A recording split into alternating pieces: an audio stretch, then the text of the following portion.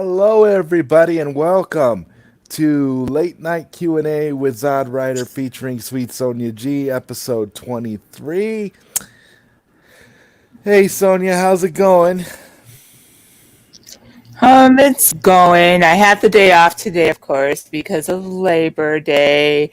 Um, Over the weekend, Sunday actually. Actually, I went roller skating on Saturday night, as I always do every Saturday.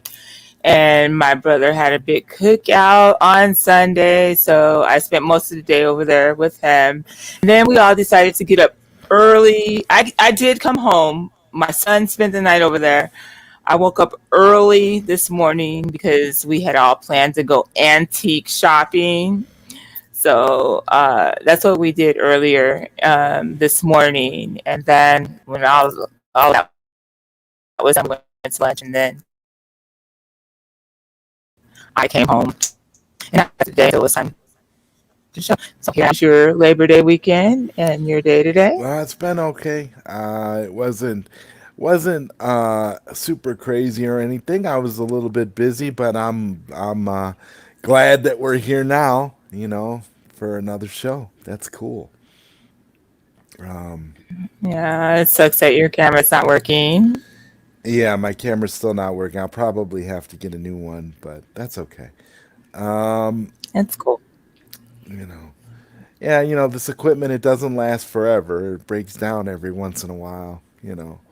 Um, just like just like my headset. That kind of thing. Um, If it's not one thing, it's another, right? yeah, exactly. And so we've got Marcus Cruz here in the chat, and he says Shang-Chi is one of the better MCU solo films. Felt like a Phase 1 MCU movie. The MCU uh, should have made more movies like this that balance the humor and the seriousness. I'm glad you liked Shang-Chi, Marcus. I haven't seen it yet. I think as of right now, it's only playing in the theaters, so I haven't seen it. Haven't gone to any movies. Oh, I missed something. Oh, and thank you for being here, Marcus and Showcast. I see you in the chat. Um, I failed to mention what else we did. Last night, I actually went to the movies. I know I said in the previous show that I had no plans on going to the movies, but some people talked me into it. We went, and it was very enjoyable. We went to an AMC theater. They had the reclined chairs or seating. So it was pretty cool. I went to go see Free Guy. And it was a pretty good movie, pretty decent movie, very funny.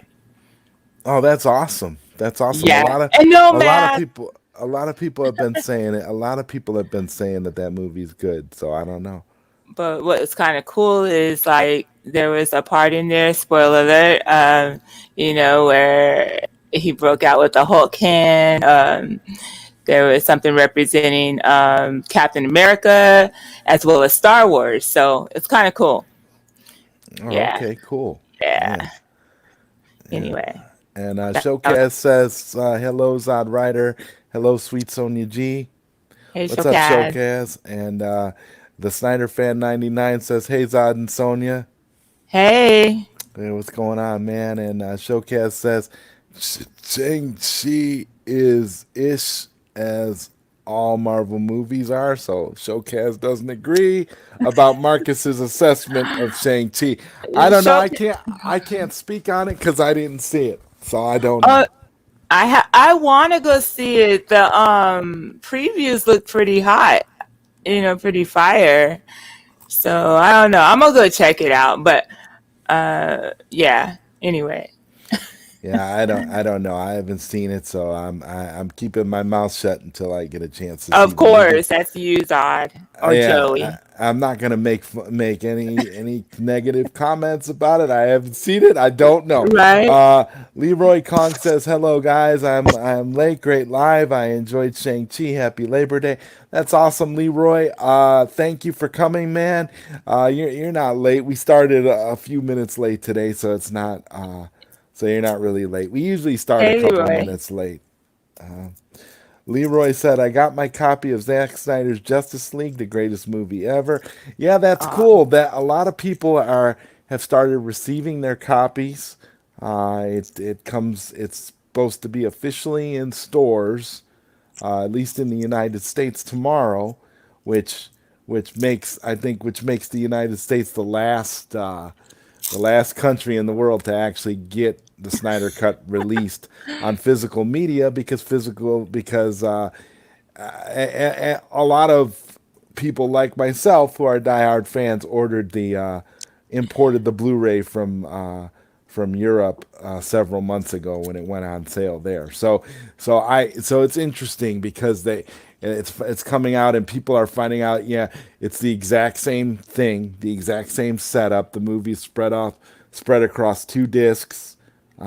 Half of the movies on one disc, half of the movies on the other disc, and there's virtually no special features. There's nothing really special about about the uh, about the release, even though they could have put a ton of extras on it. They didn't. It's just a bare bones release of the movie, but at least it now finally has gotten a worldwide release where everybody can get it. And Katsuka says, "Whoa, okay, what's up, Hey, Katsuka? Katsuka.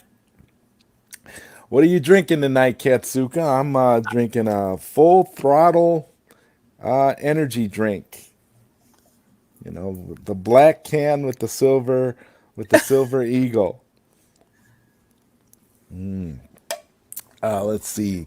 Showcast says 20 movies in, and we all know what to expect with Marvel. So what makes anyone think this one is going to be different? Yeah, I don't know, Showcast. I don't know. Maybe it will be different though. Sonya will go to the movies and tell me how it was. Yeah, I want to see it. So we'll see. The Cider Fan 99 said, Did you see the new photos of the Aquaman suit?" Yeah, yeah, I did. I don't know. It looks okay. I'm not crying about it, but I'm not over the moon about it like some people are. But it's okay. It looks cool. I mean, it's an Aquaman suit. It looks decent. I don't know. Did you see the pictures of the new Aquaman suit, Sonya? No, I have not. I haven't. Marcus Cruz says, "Showcase, shut your mouth just once and let people enjoy movies." Showcase is just salty. DC is trash right now with the Hamadaverse. Showcase says cheap gag, low low low low brown. What is that? Low browning, Nonsense. low brown nonsense. Off as entertainment, no thanks. Okay, I get what you're saying. Yeah, no, I haven't seen it, so I don't know. Uh, Rushman says, "Hey Zod and Sonya, hey Rush, what's Hey, going on, man? Rush. Good to see you in the chat tonight." Showcast says, "Marcus Cruz, come back to me when you actually have taste in movies. You think Reeves made all the Planet of the Apes movies?" Marcus Cruz says, "Showcase, Oh my gosh. you gotta admit the fights were impressive though." KP says, "It looks so mediocre that it doesn't seem worth seeing. I better go with the visual masterpiece of Green Knight." Yeah, Green Knight definitely is a visual is something really great to look at. Let's just put it I that way. really enjoyed that movie. I really enjoyed it. Yeah, The Green Knight. I was glad you got a chance to watch The Green Knight as Oh well. yeah. Af- Sorry. Everybody seems to like it. That's all. Yeah. And Showcast says, "Don't bother with your nonsense. DC is trash because they hired Marvel directors. So you proved my point." At Marcus Cruz, Marcus Cruz says, "At Showcast, Matt Reeves made those movies better. The first one doesn't stand a chance against the second and third one." I don't know. I disagree with you, Matt. Marcus Cruz. I liked the first Planet of the Apes movie better than the subsequent Yes. sequels. I thought the first one was great. I Same. saw the first one in theaters. I thought that it was really cool with James Franco and the and you seeing the relationship slowly build between Franco and the baby Caesar, the monkey jumping through the window. I mean, honestly, that movie for me was really really awesome. The first Planet of the Apes. I thought it had a lot more depth, and it was a lot more of an intimate story than the subsequent sequels. The other two movies I thought were good, but I just didn't think they were as good as the first one. But Showcast says, just watch They Live Again, and that film reminds me of how brainwashed the masses are today. They're called Marvel fans. Yeah, They Live is a great movie. It still holds up very well today. I agree. Uh, Marcus Cruz says at Showcast, but bet you're the type of guy who tells everybody what to enjoy and what not to enjoy, huh? And Katsuka says, I'm drinking some Oh high boy. quality H2O.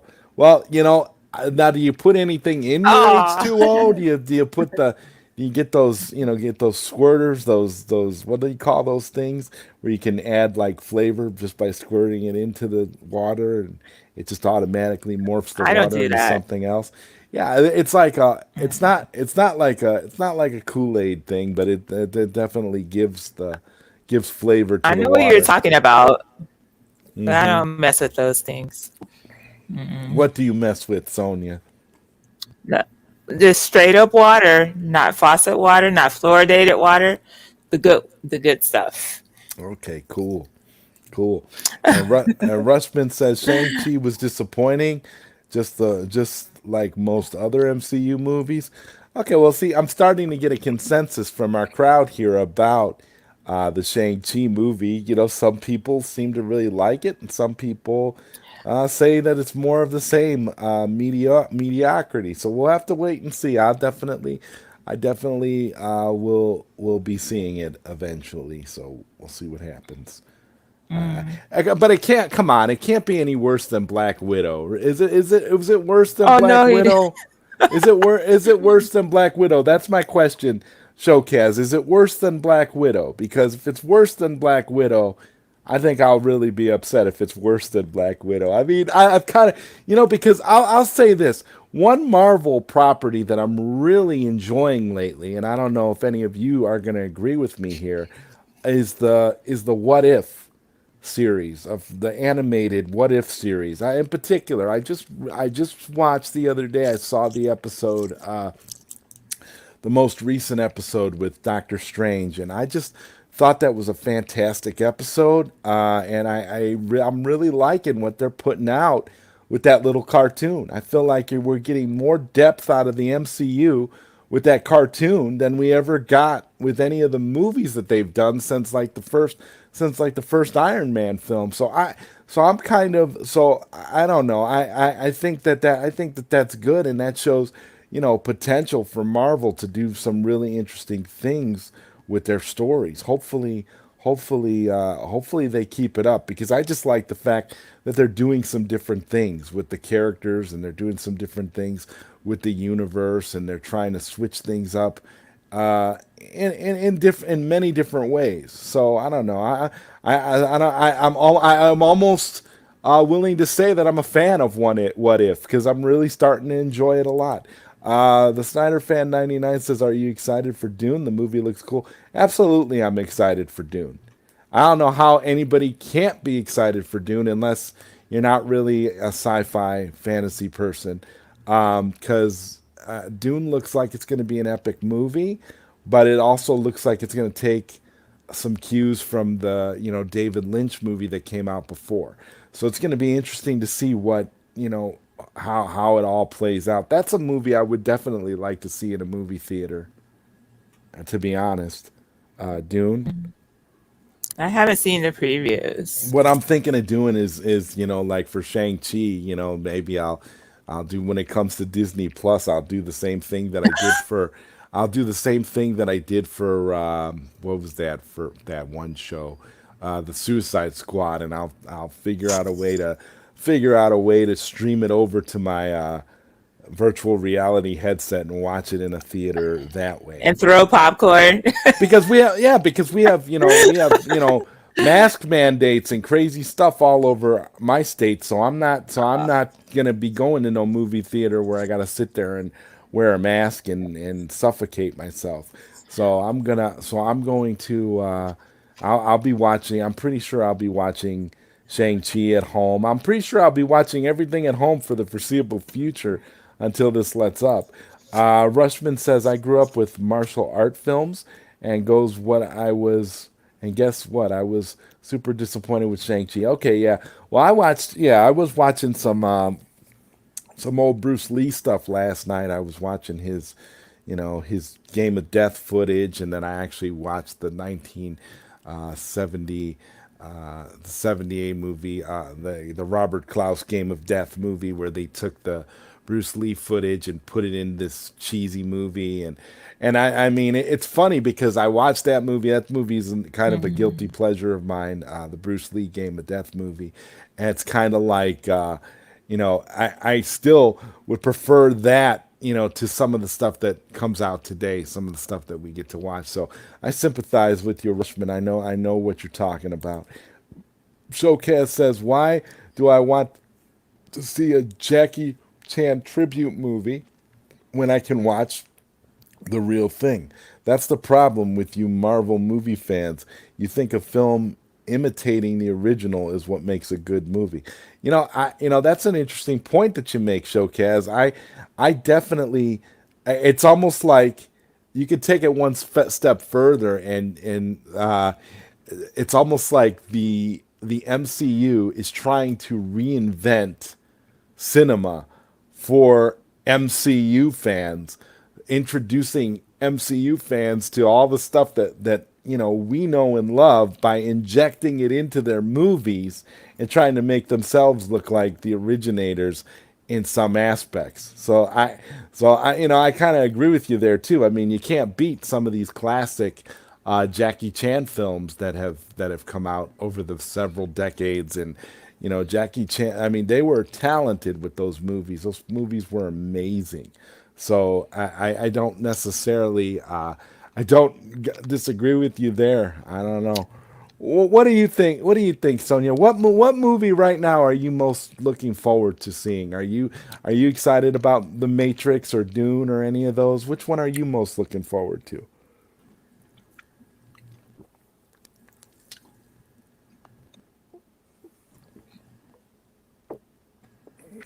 Katsuka says, "I liked the whole Apes trilogy. It was a great arc." Uh, Marcus Cruz says Matt Reeves made Caesar more interesting in the second and third films. Well, Caesar should have been more interesting in the second and third films. In the first film, he was just a baby. He was growing up, and that's what made it interesting to see how James Franco's character shaped shaped the life of Caesar. If it wasn't for that first film, we wouldn't have had uh, we wouldn't have had Caesar the way that he was in the second and third film. And Rushman says also the tribute is very average, not even a good way to show uh, a good tribute. Yeah, yeah, I get what you guys. I totally get what you guys are saying. Yeah, I'm not expecting much from it, but I am gonna see it because I do want to be. I do want to be right on point with it. Showcast says, and anyone who thinks the original is trash again don't know what they're talking about. And Marcus Cruz, the two sequels lack the soul of the first one. Yeah, the first one set it all up. The first one, if it wasn't for the first movie, you would have never got the payoff of those other two movies. It's easy to say that Matt Reeves uh, did a better job because he had two movies, to hone the narrative that was already started in the first film. I actually thought about this, like, wouldn't it be amazing if Rupert Wyatt had had an opportunity to come back and direct another film before Matt Reeves hijacked the entire series? It would have been interesting to see what he would have came up with, given that he created a movie with so much emotional depth and resonance in the first movie. So I'd like to see him. I actually would have liked to have seen what he would have come up with. Katsuka says, I try not to drink a lot of caffeine at night.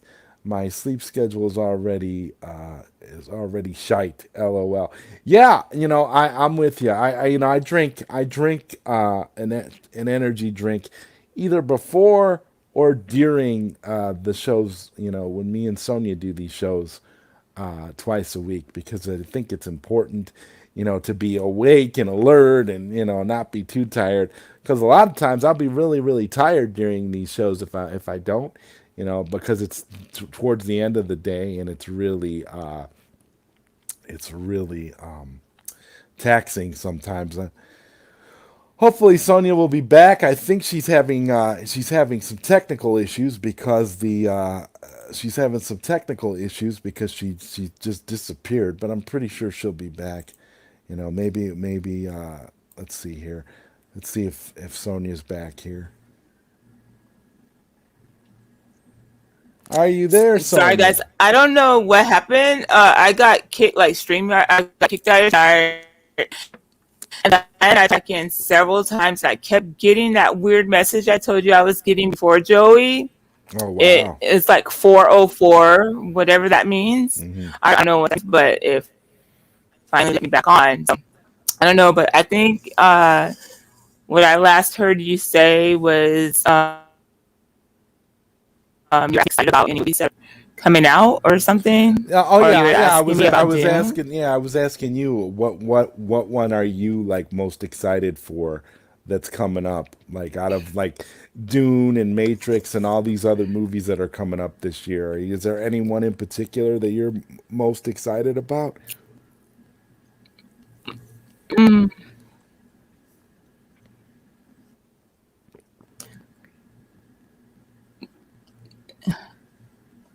no, not really. Not really. I haven't. I'm not like crazy about watching any of them really, but I mean, if the previews look good, I haven't seen the previews to any of those new movies, Yeah, so right now the I don't only know. one that has out of those two in particular that has a couple of trailers is the Dune movie. The new Dune movie has a trailer. I think has a teaser trailer and has another trailer out. But I mean, we're going to be getting more trailers Yeah, I haven't seen it. should be coming up soon for a lot of these movies though, because we're getting closer to release because all this stuff is supposed to be coming out before the end of the year. And Showcast says, really, like what Marvel movie has been telling everyone else what to like and not what to like, and attacking Snyder for nearly a decade until Zack Snyder's Justice League came out. Hypocrites. And Marcus Cruz says Matt Reeves is greater than Rupert. I don't know. Like I said, Matt Reeves had two movies, and I still think that the first one that Rupert came up with was a better movie, and I would have liked to have seen what more he could have did if he would have continued on as director, or if he would have got to direct another movie. I don't again I don't have anything against Matt Reeves per se. I think he did I think he did a good job with the other two, but I kind of feel like I kind of wish that the Planet of the Apes, that trilogy, was three different directors, so we could have got three different takes on Caesar's story, which would have made sense. I think that Rupert Wyatt having the first one, and then okay, give Matt Reeves the second one, and then let the third one be directed by somebody else. And I think it would have been a more. I know it was a popular trilogy, but I think it would have been an even better received trilogy. And Leroy King says it's better than Black Widow. Okay, so Shang-Chi is better than Black Widow. Well, Leroy, I'll take your word for it, because like I said, that's a movie I have to see. That's a movie Sonia still has to see. So we'll so Yep. we'll definitely assess that, because and Showcast says, to someone who read the comics, they're all trash at ZodWriter. Okay, cool. I get what you're saying. Showcast said, Marcus Cruz says, FYI, I'm not a brainwashed Marvel fan who likes all MCU movies. I have my favorites, but I don't love them all. Well, Marcus, would you consider Shang-Chi to be one of your favorites? I mean, I'm genuinely asking. I really want to know in comparison. Like, like, in your opinion, was Shang-Chi better than Black Widow? That's what I'm gonna ask everybody. All the Marvel like super MCU fans that I know, I'm gonna ask them all the same question. Which which is better, Black Widow or Shang-Chi? Personally, I think, and I like I said, personally, I think Marvel's knocking it out of the park with What If. I think What If is the best thing that they've put out in over a decade. I think they're doing a fantastic job with that cartoon. They're just going all out, just doing whatever the hell they feel like doing, and I think it's great. I think it's spawning creativity on a lot of positive levels. Rushman says Matt Reeves is budget David Fincher while lacking the vision. Yeah, I don't even know if I would call him budget David Fincher. He's more like oh my god, what's that other director? I'm trying to compare him to somebody else. But I mean, I could see where you would get the budget David Fincher. It's almost to me, it's like I feel like Matt Reeves wants to be budget. Okay, I can see where you're saying he's actually budget David Fincher, but he wants to be budget Christopher Nolan. That's what I feel like. He wants to be Nolan, but he's kind of, yeah, he kind of seems like budget David Fincher, and he doesn't really have his own identity per se. Because I did get that impression with the Apes films and the Cloverfield film that he did, that he wants to be, that he wants to be like Nolan. And Leroy Kong says, I enjoyed What If. Yeah, yeah, I'm enjoying What If quite a bit. I think What If is fantastic. Uh, I think I want to see that one next once I finish Loki. I started Loki over the weekend, so oh, wow. Sonia got herself a Disney Plus account. what? What? Wow. No, no, no, no. I Okay. did not. No, I Okay, didn't. No, whose Disney I Plus account are you using? know people with Disney Plus accounts. You know, I had Disney Plus before, and I shut it off. I shut it down because Did we lose you? I have family who has Disney Plus. Okay, cool, cool. Family Well, I will. Well, members, I they will. Well, love I. Well, Disney. I I don't. will.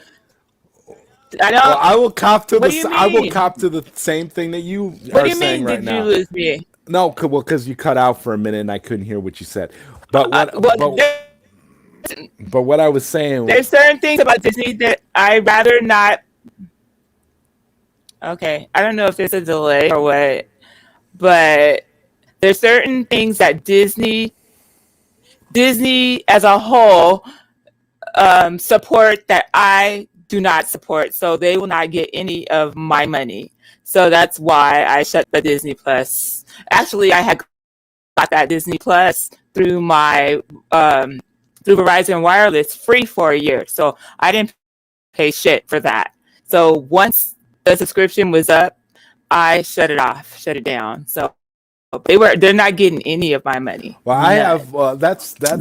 That's how I'm seeing it too. I have family members who have Disney Plus, and they let me use their Hmm. account when I want to watch it. So I'm completely with you when it comes to supporting Disney.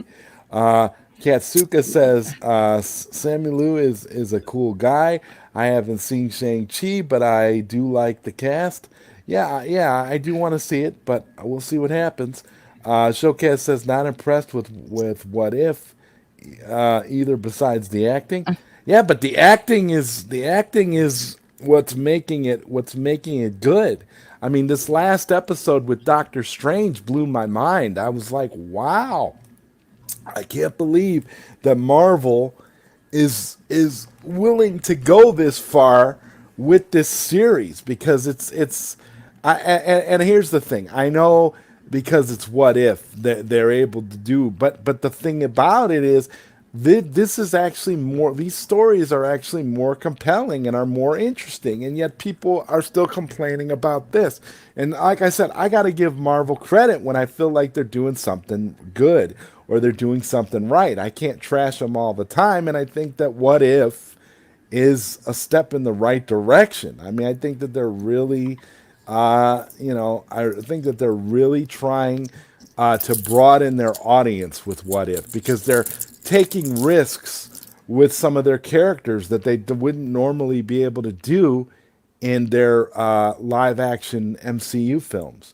And Showcast says, at Marcus Cruz, not according to my sunglasses, you ain't. I see you. They Live, R.I.P. Rowdy Piper. They Live is an amazing movie. I'm very glad that that movie never got remade. Oh my God. I want to watch. I want to watch that movie, but I want to watch. I actually want to watch They Live tonight before I go to bed, but I can't. I'm gonna be too tired after the show to watch it. Watch a movie. I have to watch it again tomorrow. Showcast says, Rushman, exactly what we're getting is a Marvel type movie pretending to be Batman, pretending to be Fincher, but not so good. That's an interesting way of putting it. Wow. Yeah, you guys really put the nail on the head when it comes to these MCU movies. You guys say it better than I can. Katsuka92 says Jackie Chan is the GOAT. Absolutely.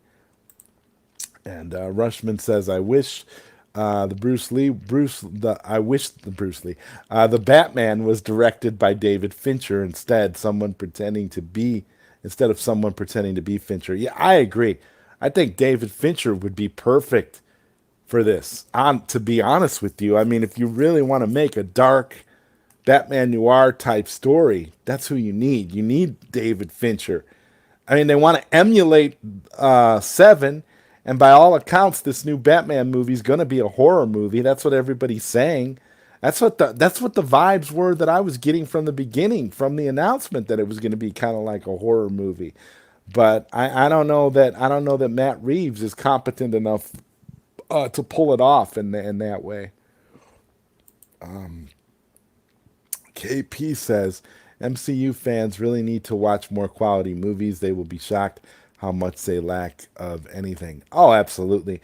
When you have a cinema palette and you've watched movies from all over the world and you've experienced several different genres and you have a love for film that extends beyond these superhero movies, you really do have a different viewpoint and a different appreciation for what's out there, and that's one of the main reasons why a lot of us are so critical of the MCU, because we have a deep appreciation for true film, for true cinema. And when you see movies like the MCU, where they basically just phone it in a lot of times, and they do a lot of movies that are where they're basically gimmicky and imitating stuff that other filmmakers have done better countless times over. That's one of the reasons why there's so much frustration associated with the MCU, because MCU has created their own sort of formulaic way of doing movies, and it essentially equates to, once you've seen one, you've seen them all, and they never really do anything unique or different with each movie. That's why I'm giving them so much credit for What If, because What If is totally different. It's taking it completely outside of the box. They're not What If, they're not trying to emulate what they've done before. They're trying to do different things, and it's just sad that it has to be that the only place they can do it is animation. But I do think I remember reading somewhere that they want to that at some point they're hoping to do a live action What If. And if that happens, I think that would be cool. Maybe they'll come up with something, because the last two episodes of What If have been pretty compelling. But I have to say that the most recent episode with Doctor Strange is my favorite. I just thought that episode was so deep. You got to watch it, Sonia. I can't wait to get your opinion on that. I'll watch it when I'm done with Yeah. Loki. Okay. Yeah. I'm not on Loki yet, because I'm still I thought you watching. started that. No, I'm still watching Falcon and Winter Soldier. I'm not done with Falcon and Winter Soldier yet. So when I get done with Falcon and Winter Soldier, I'm gonna watch Loki because people have been down. I've been hearing mixed things about Loki too, so I'll probably watch that as well. But I'm like I said, I'm really loving What If right now. That's my favorite Marvel thing on Disney Plus at the moment. Showcase says people acting how great the girl is from Shang-Chi, but anyone who's seen Jackie Chan and comedy martial arts films have seen that type of female character. Showcase, you are absolutely right. When you, I, you know, I think of different types of, I think of a ton of different types of films. One film that comes to mind, of course, is Bruce Lee, Enter the Dragon. The female fighter, lead fighter in Enter the Dragon was fantastic, and some of the moves That and was a good stuff one. that some of the moves and stuff that she did in that movie were literally ahead of their time, and were things that hold up, profoundly today. It amazes me that a lot of these classic movies, which is why I'm so glad we live in a time where we can watch a lot of these classic movies in such high quality, and we can enjoy these movies the way they were meant to be seen when they were made, and it's just such a great time to be a fan of anything. In particular, when it comes to movies, Koopy Malik says, "Hello, Zod and Sonia, all in the chat. Welcome to ZodWriter's stream live from Krypton." Hey, That's right. Koopy. That's right. Me and Sonia are both live from Krypton, and when I hit 1,000 subscribers, me and Sonia are going to be live together on the red couch. There won't be any more audio. There won't be any more audio glitches or problems because we'll be right on the couch together. There won't be any Right? internet separating us. So it'll be a really great stream. I keep sitting here thinking, I wonder what number we'll be at, Sonia, on this show when we get to that point. I wonder where we'll be. Oh my gosh. I I don't mean, I know. mean, I who, I can't mean, even who imagine. knows? And I want to give a special shout out to my good friend Zohar, who has surpassed me in subscribers. In just a few, like a month, Well, right? actually, no, he hasn't surpassed me. He's currently at He's 416 subscribers, so he's close. He was at 420 earlier today, and then he put out his most recent video, and I think maybe, I don't know, maybe he lost a couple subscribers as a because result of his video. I don't know, but he's at I know 416 now. he was at 388 when we had our last show on Thursday. Yeah, yeah. So wow, he gained a lot over the weekend. Wow. He is. He's on the rise, and so I have to give him his props for that. I'm so excited for him because he's just enjoying doing his videos and things, the little things that he does, where he makes his little comments about the retro game video game community, and it's really cool. So again, all the props in the world to Zohar. I love seeing that. I love seeing other YouTubers that I support, going up in popularity. That's really awesome. And Showcast says, I realized that from the trailer and clips I saw of her with the main character. Marcus Cruz says, Showcast, I'm serious, bro. You think I'm joking? Showcast says, at Koopy Malik and at Katsuka, greetings. And Rushman says, that's what saddens me most. These Marvel fans only seen 20 films in their whole lifespan. I wish they at least had the had the capacity to understand how great Hong Kong cinema is and not popcorn flicks. Oh my God, yes. Yes. I mean, treat yourself, Marcus, to a couple of John Woo movies from the 80s and 90s. Watch A Better Tomorrow, watch Bullet in the Head, watch Hard Boiled, and watch The Killer. Watch those four films from Hong Kong cinema director John Woo, and then come back and compare those movies to some of the movies that you love so much. I think that will change your film palette dramatically if you watch some of those films. Just saying, they're fantastic movies. Kupi Malik says, "Hey, show Kaz." Katsuka says, "Kupi Malik, my boy." Kupi Malik says, "Hey, Katsuka," and Showcast says, "Tell them to watch Rogan's Rogan's forever, and their little Marvel brains wouldn't be able to handle it. It will melt their brains." Oh my gosh. Wow, wow. Now we're talking about melting brains. Oh, And yeah, if you wanna melt some brains or see some brains explode, you could watch Fist of the North Star and anime, and you can watch all kinds of heads explode. It's really enlightening. Showcast says Sonya G rocking a new hairstyle today. Just noticed, looking fly, super fly, too sweet. Yeah. thank you, but actually, that's not a new hairstyle. My hair is naturally curly. The last few episodes that you guys saw, my hair was blown out straight, so my hair it was in its natural state. It's naturally curly like that. I mean, tightly curled, so it looks a little shorter than it would look when I blow it out. But my hair So is pretty so long. in other words, Sonya is tightly natural tonight. You're crazy. But Kupi, thank you so much. Okay. you guys, I'm not even trying to read the stuff that you're saying right now. You do realize that, Kupi Malik. I'm not trying to read the stuff you guys are saying right now. What the hell? Rushman says if they watch Dragons Forever, their brains will pop out of their head. Oh my God, yeah, I agree. I agree with you.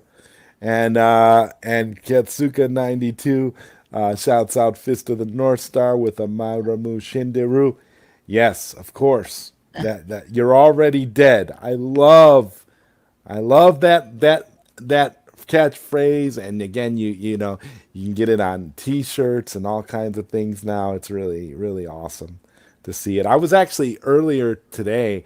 I was playing the Fist of the North Star PlayStation 1 game, emulated through RetroArch using an emulator called Duck Station, and I was able to upscale the polygonal video game from 2000.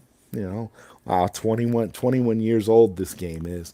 Wow. Upscaled it to 1080p, and it looks fantastic. It holds up almost like a modern game. It's amazing how wonderful emulation is today when it comes to outputting these retro games and being able to, just make them look fantastic.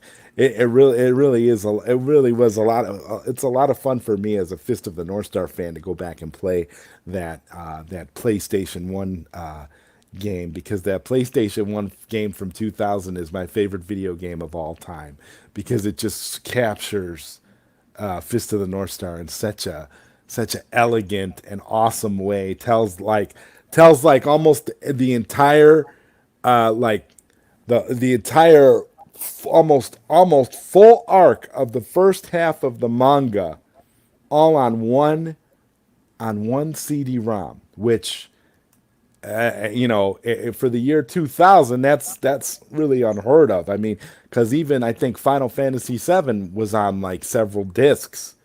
You couldn't fit Final Fantasy VII on one disc, but somehow they were able to fit this Fist of the North Star epic that follows the manga almost perfectly.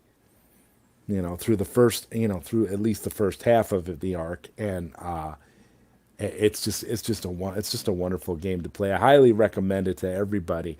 If you guys like emulating, retro games, anything, right? If you guys like emulating anything up to PlayStation 3, because I think everything can be emulated convincingly up to PlayStation 3 right now. Even original Xbox can be emulated fairly well these days. And Katsuka is laughing. Kupi Malik, Katsuka.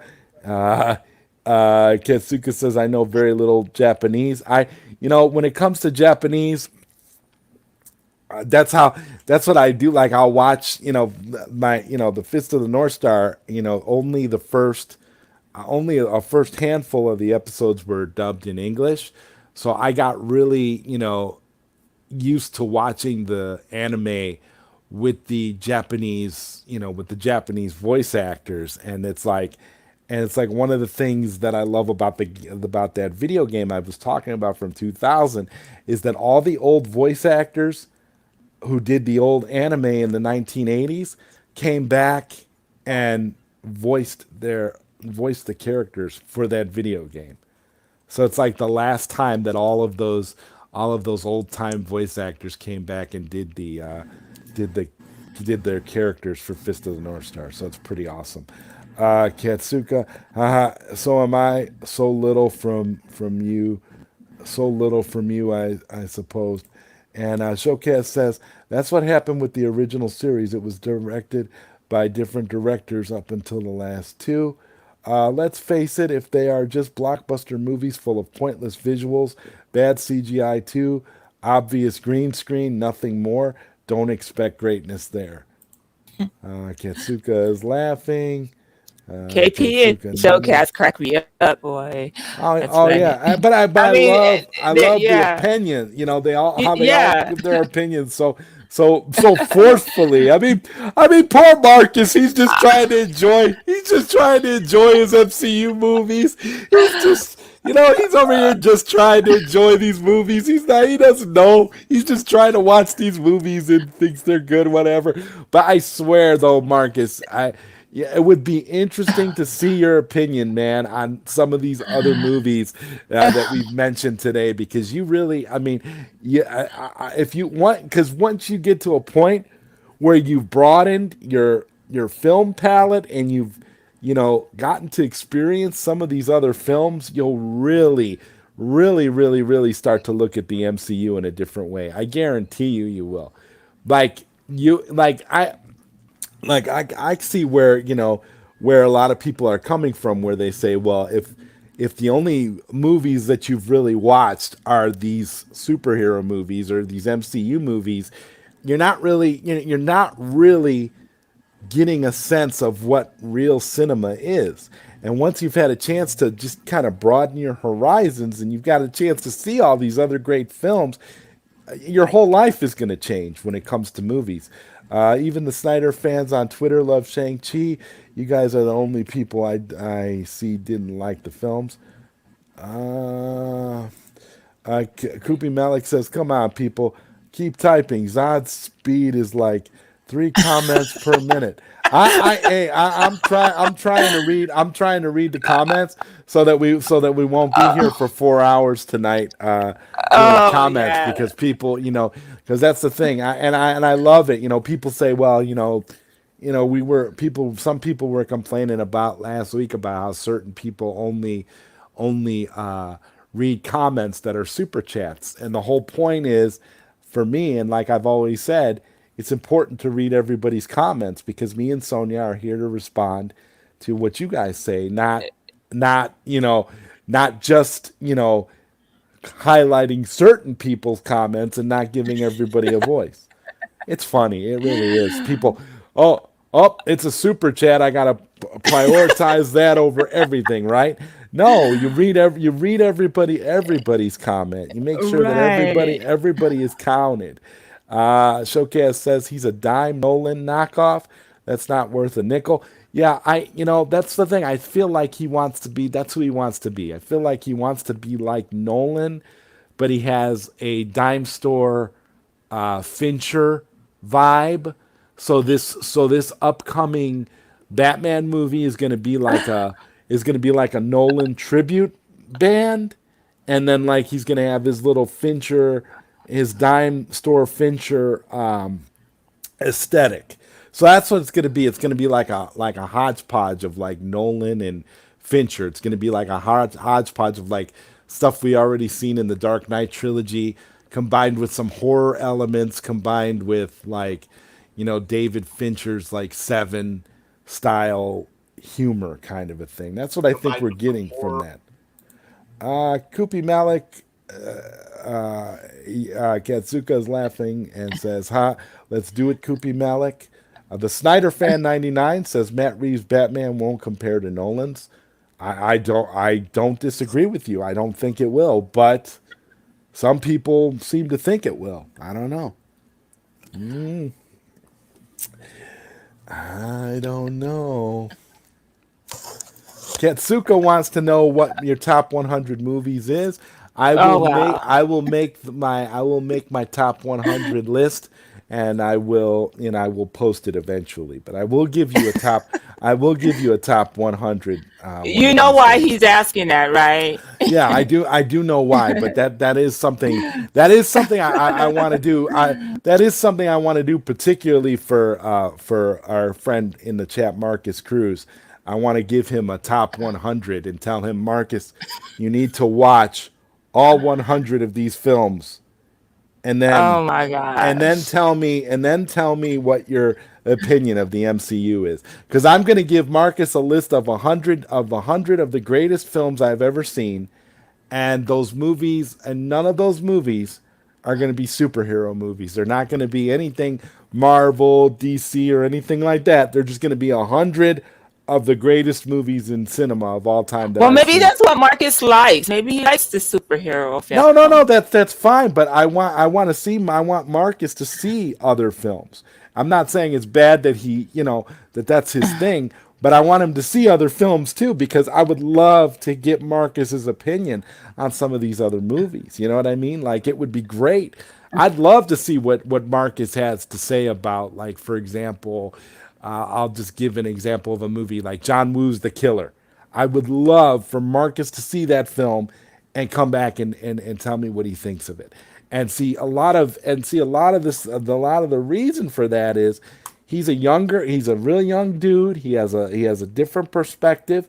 He has a fresh mind when it comes to movies, and when he has an opportunity to see other films besides, just MCU movies, it's going to broaden his mind in so many ways when it comes to film. I get excited whenever I can introduce people to different types of stuff that they would have never tried otherwise, and I think that's a great thing. But no, I don't think there's anything wrong with, he likes superhero movies. The MCU movies are his thing. That's great. But if you've got a chance to see other stuff, it will broaden your mind. And Katsuka says, and top 50 brands. Oh, that would be a good one too. Top 50 brands. Sonia going, Argato, Mr. What? Roboto again. Koopy Malik is basically saying that you're I robotic again. But you I sound don't know. okay. You sound okay to I me. know. I don't know. I don't know. I don't know. It's hard to say. We never know what's going on with StreamYard. Showcast says at Marcus Cruz, they're not Snyder fans. They probably are the same fake fans giving James Gunn the Suicide Squad a pass. Oh.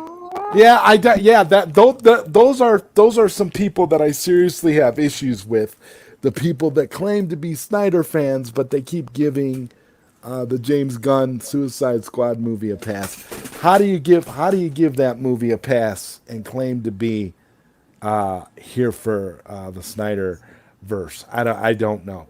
Rushman says, I don't like Shang-Chi because I grew up with Hong Kong cinema. You actually need to be at least good to impress me, but Shang-Chi is nothing but a predictable popcorn flick.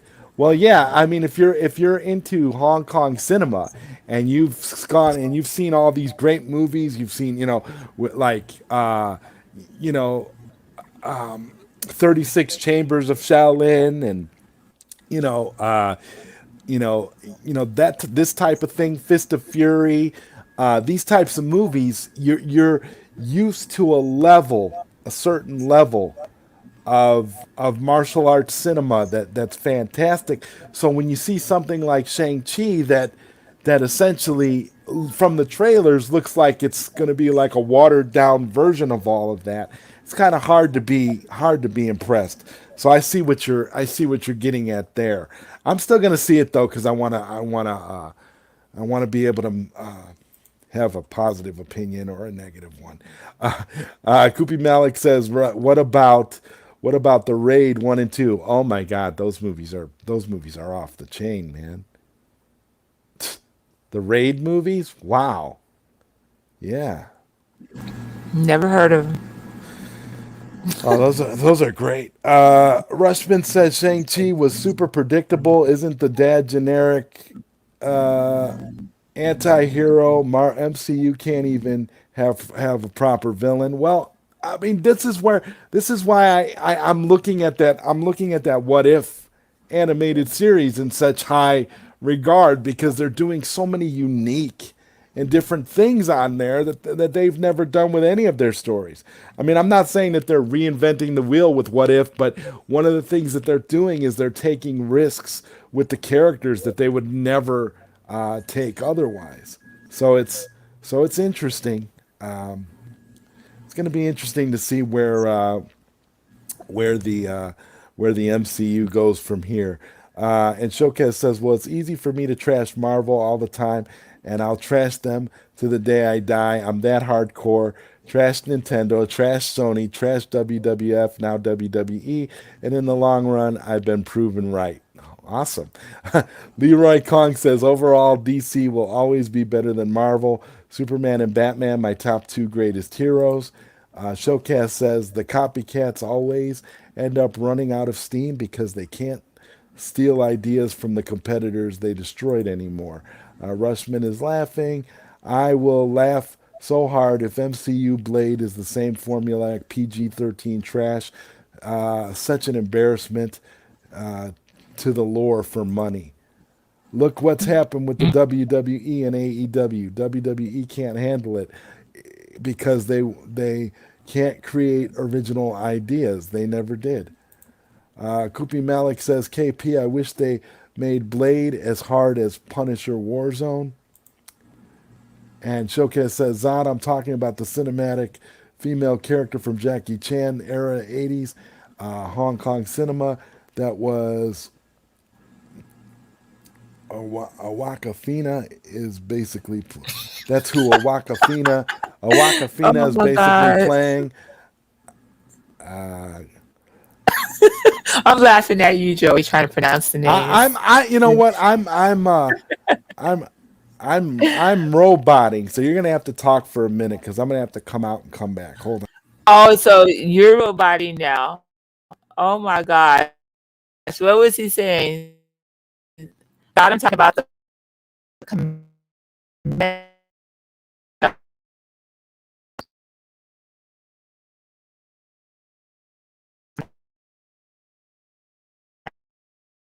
Aquafina? Is he playing? Well, where are we at?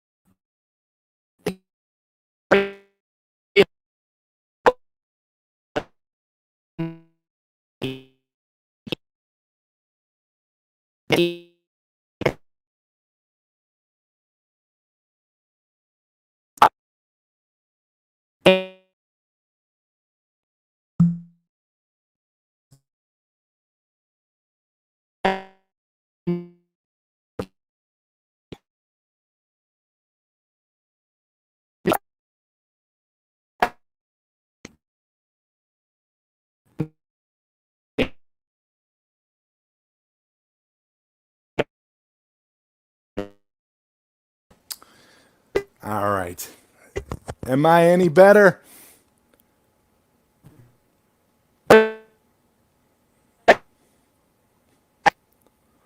Oh my God, I'm asking you and you're roboting horribly. Oh, you're roboting now. You're still roboting. Yeah. But okay. Well, I okay, go ahead and finish reading the chat, the comments. okay. And Showcast You, says, what? no, go ahead. I read that one, but you can go ahead and read Oh, it no, no, again. no. If you read that one, what's the next one? Where are we at? KP? You're at KP. Okay. Okay, cool. Koopy, they will probably make a Blade Wolverine buddy comedy of the meta style. Throw some Ryan Reynolds comedy show to make sure they hit the billion. Yeah, yeah, I could see that. And Simon says, "What's up, Sonia, Zod, and everyone? Hey, what's up, Simon? Good to see you, Hey, man." Simon.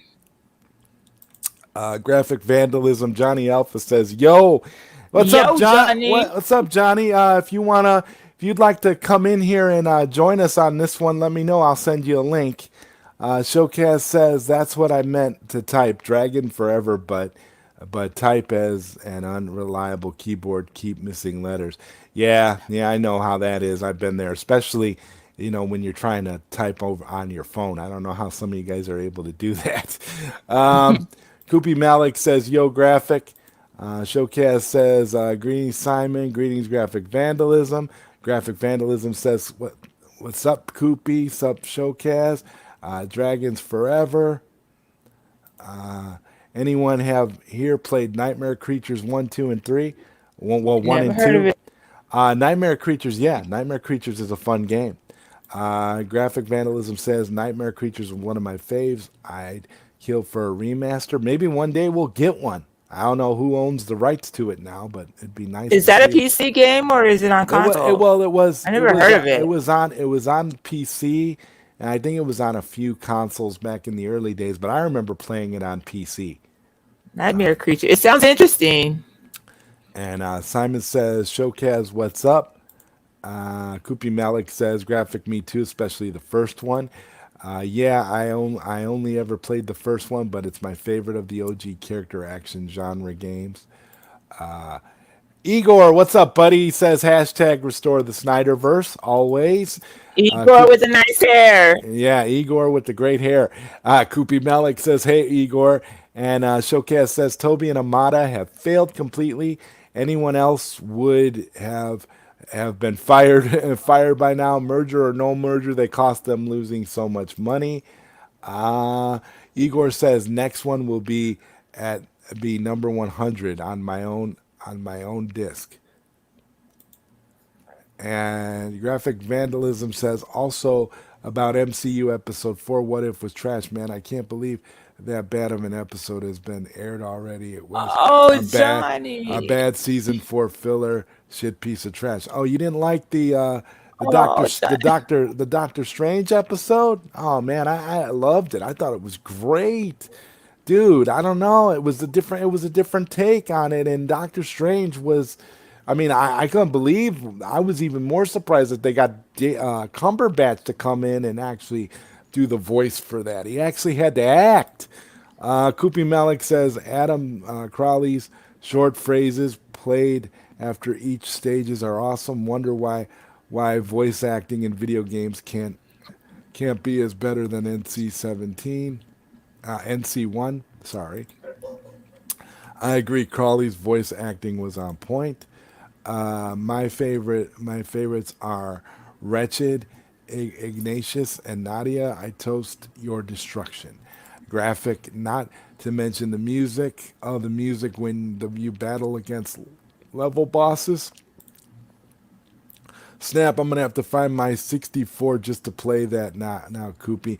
I know N64 isn't the best way to play Nightmare Creatures, but it's what I got. It should be fun. Oh, Yeah, the N60. Well, the Nintendo. N64 version. Yeah, the N64 version was decent, but I played it on the PC. But now with emulation being as good as it is, you could play the Nightmare Creatures N64 game emulated, and it would probably be a pretty good experience. Katsuka is laughing. Any horror element in the new Batman movie will be refreshing. However, its success depends on so many factors. Let's see. MCU is just not that deep. Sorry to say. Kind of want to see Shang-Chi, but I'm not expecting anything earth-shattering. Just a popcorn flick. Graphic, they have NC1, Nightmare Creatures 1 on N64. I wonder if they have any difference from the PlayStation and PC versions. Yeah, I don't know. I played the PC version a lot. I've never really I didn't have it for PlayStation, and I don't even think I had it for N64 at the time. I think a friend of mine had it for N64. Graphic Vandalism says it's a lot more tanky with the controls. It's nowhere near as smooth as PlayStation was, but once you get the rhythm down, it's not a horrible port. And Showcase says, and when they have a proper villain, they kill them off. Oh yeah, you're talking about Marvel. Kupi Malik says, have you played Nightmare Creatures 1, bro? Talking to Katsuka. Katsuka says, I have not. I'm ashamed to say I've never heard of it. Let me look it up. It looks cool. I love a good survival horror game. Uh-oh. If you have a PlayStation or a PC, it'll be easier to download the ISOs. Yeah, absolutely. Absolutely. Again, for me, I loved playing the PC version. You know, I was all about believing that the PC was the best way to play games back in the day. But you know, nowadays it's hard to say that because the consoles are what people are playing everything on. Katsuka says like the water Aquafina. It sounds like a game of Pong. Sweet, I'll download it. I have an emulator on my PC. Yeah, that's all. That's all you need, man. All you need to do is emulate, and you're good now. Emulation is awesome. You just use the front end for your computer for any type of computer that you have. It could even be like a low end computer, and you get a program called RetroArch, and you download a bunch of the BIOS files for these systems. And like I said, you can play if your computer is powerful enough, you can run games right up to PlayStation 3 right off of your computer, and it's fantastic. Kupi Malik says now Sonya really sounds like an android. Maybe vocal processor needs readjustment. Oh my gosh, you guys. Sonya sounds like she has my internet. LOL. Yes, I Wow. have your internet, Katsuka. I'm haunting you. All right. Well, let me put the link in the chat because Johnny wants to hop on. So I'll put the link in the chat for you, Johnny. You can go ahead and jump on. There's the link, bro. Showcase says, "Oh yes, R.I.P. Michael K. Williams. Really, nearly forgot." Johnny says, "Yeah, I'll hop on." Sonia cut out heavy before you came back. Oh, Yeah, really? that's just Wow, this is StreamYard being crazy. that's StreamYard being StreamYard. What are we gonna do? And Showcase says exactly graphic vandalism. What if was trash? Wow, guys, I can't believe you guys are hating on What If so much. It's the most intelligent thing the MCU has put out recently. I know the bar is set pretty low, but What If is at least trying to do something different. I don't know. I don't know how you guys could hate What If. I think it's cool. I mean, I like a lot of the episodes so far. I mean, the first three yeah. were great, but this fourth one was just garbage, man. Like it was like What, a what what what really didn't you like about it? It was all this psychological stuff with Doctor Strange. It was really crazy. Like he was in love. Spoilers for anybody who hasn't seen it. He was in love with this woman, and he kept losing her, and he kept using basically his for power to people bring her listening. back to life. What happened is they set up the beginning of the film differently, and instead of him being alone in the car, she's in the car with him, Rachel, and she dies. He avoids the car and goes back behind the truck, and then they get hit by another car, and Oh my gosh, you guys are he uses spoiling it. Go on, well, Johnny. that's just the setup so people understand, and then from there you see like Doctor Strange spiral into the. It was just half-assed. It wasn't terrible, but like it shouldn't be the fourth episode of the brand new series that they're trying to like really get people hyped for, especially after that last one with Henry Pym. That was actually really clever. That Like was a good episode. having an episode about a character just spiraling into fucking insanity, like the Henry Pym one, really dwarfs. Well, I kind of felt like that's probably why they did that, because they just had that Henry Pym one, so they followed up with like a deranged Doctor Strange episode, and now the next week you're gonna get something completely different. I kind of see what, because you gotta realize that this last episode was like emotionally weighty.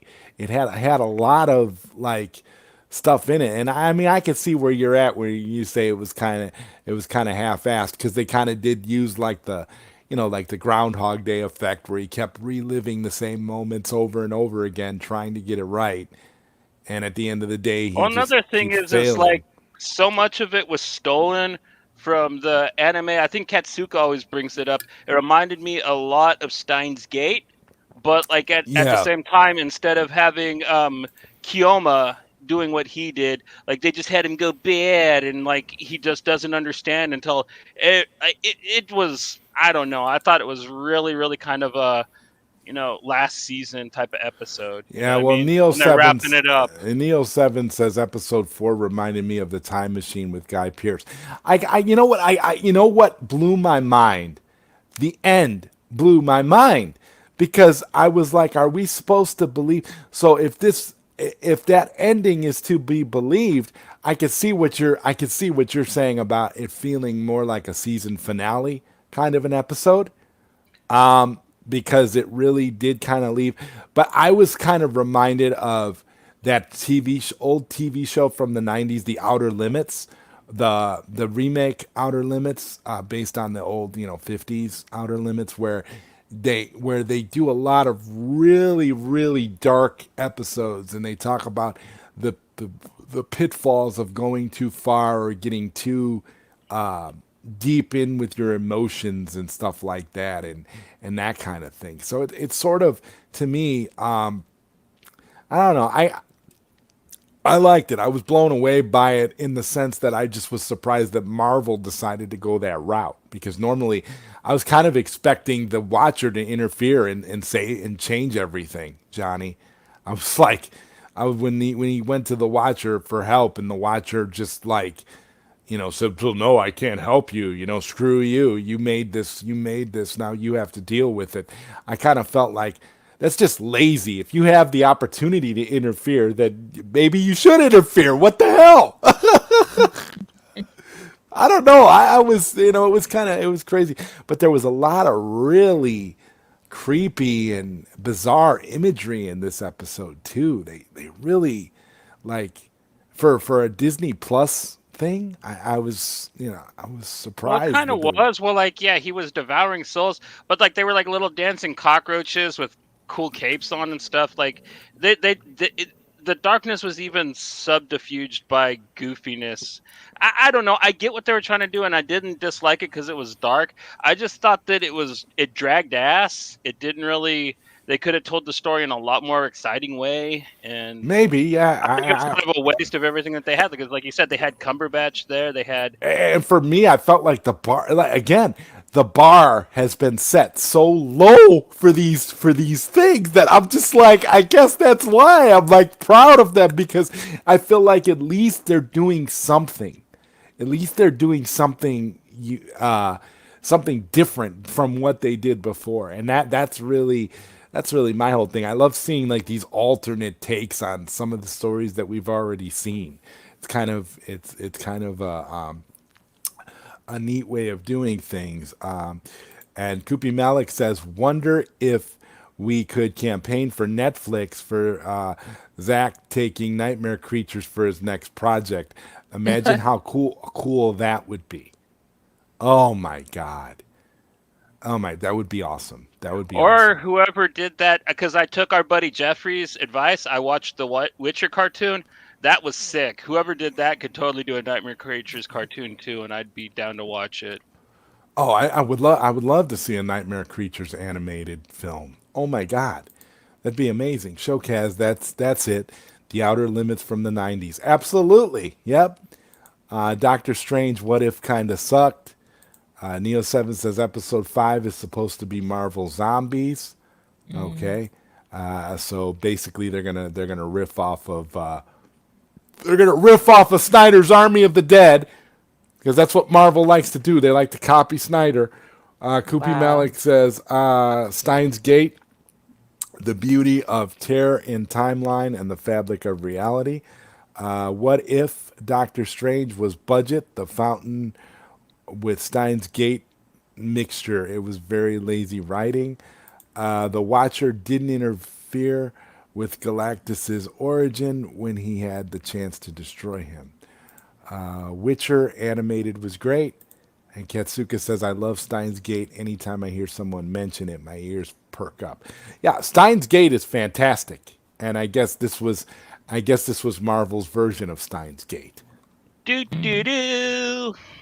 Well, I mean, do you think that that's essentially what it was, Johnny? It was just Marvel's Steins Gate homage, maybe? A little bit. I mean, I don't want to say that like, oh, they ripped it off, because I mean it's kind of a somewhat normal of a No, it's not. Never mind. No, it was exactly like the story arc where like Kiyoma's going back trying to save Miori over and over again, and you just see his heart slowly get ripped out of him, and like he is literally trying everything, just like Doctor Strange. Yeah, I'd say they ripped it off. I'm Mm. just gonna say straight up, yeah. Well, yeah. I mean, and again, I don't. But like I said, I did not expect that ending. Did you expect that ending? Yeah. You They did? hinted at it with the Henry Pym episode that like, oh, this could end everything. So yeah, I figured at one point they were gonna do one where like the entire world ends. They also did it with the Star Lord one when they had Ego meeting with Quill at the gas station. They're like, and this world probably fucking ended. So it's about time they just showed one instead of hinting that they were gonna do it. Yeah, yeah. Yeah. And Showcast says, in that show, The Outer Limits followed up on some of its episodes. What If seems to be giving that vibe that they will follow up on some episodes. Yeah, yeah, that's what I'm thinking. I'm thinking eventually there's going to be like some sort of culmination where, a lot of stuff happens. Like there's going to be like a big event at the end of the season or something. I think that's what they're leading to. Cuz they're giving all these like bits and pieces at the end. Like, and then they're trying to like go in a certain direction, and I don't know. It'll be interesting. Sonia, you definitely, when you get a chance, got to check out What If. I don't know. I'll I, probably watch the first episode tonight before I go to bed. okay. Watch Well, the the first, second Okay. one. The second yeah, one's a masterpiece. the The What If second one T'Challa is was good. Star Oh Lord yeah, is so yeah, good. yeah. The Oh, both of second, you guys are robotic right now. Everybody's roboting. you're roboting too, so Okay. you're part of the I know. I family. said Yeah. everybody. Welcome I to the know. family. KP says Oh, right hush. now I'm looking forward to Dune, Matrix 4, Halloween Kills, The Boys, and The Witcher. And Showcase says so. Marvel rips off The Outer Limits, typical. And Katsuka says Mayoru, I heard that, Johnny. And Katsuka says I liked Project Lane. You Yeah, mean Serial Experiments Lane? The crazy ass cyberpunk anime about the little girl? That is one of the greatest, weirdest fucking things I've ever seen. So if that's what you're Wait, what's talking it about, I called? agree. Serial Experiments Lane. Oh, okay. It's one of the yeah. things that the Matrix ripped off or was based on, whichever you prefer. Uh, There's a lot of great anime on Netflix. Let's just be honest. There's a lot of great stuff on there. So you really you guys really are catching some great stuff. Johnny, did you get to see the new Mortal Kombat anime yet? The second one, the Battle for the Realms. Have you seen it yet? Yeah, well, I started it and kind of fell asleep, but Oh man. no, I didn't mean it like that, dude. I just was, you know, I was chilling like Sonya. You know what I mean? I had the munchies. I was in that type of, what are you talking about? You're chilling. lifestyle. The And munchies.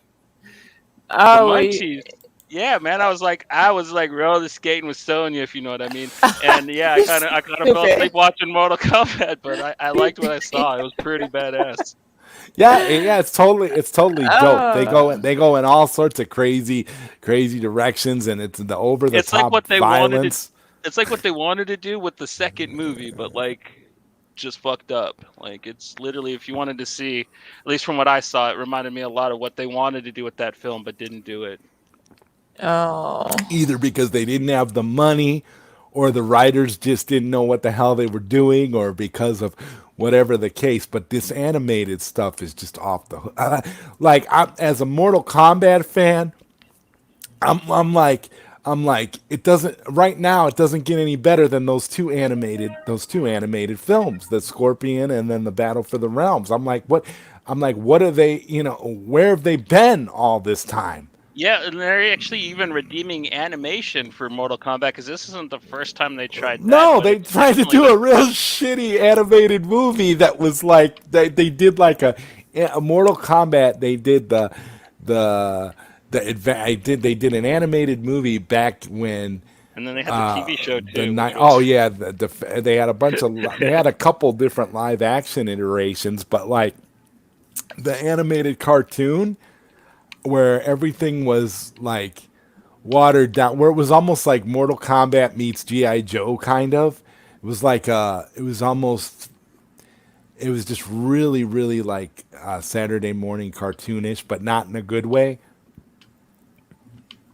But I, like these yeah, new dude. movies, Warner wow. Brother Animation's got it going on. Their Batman movie, The Long Halloween, was really well done as well, in my opinion. I Yeah, love they did that Tim Sale art style.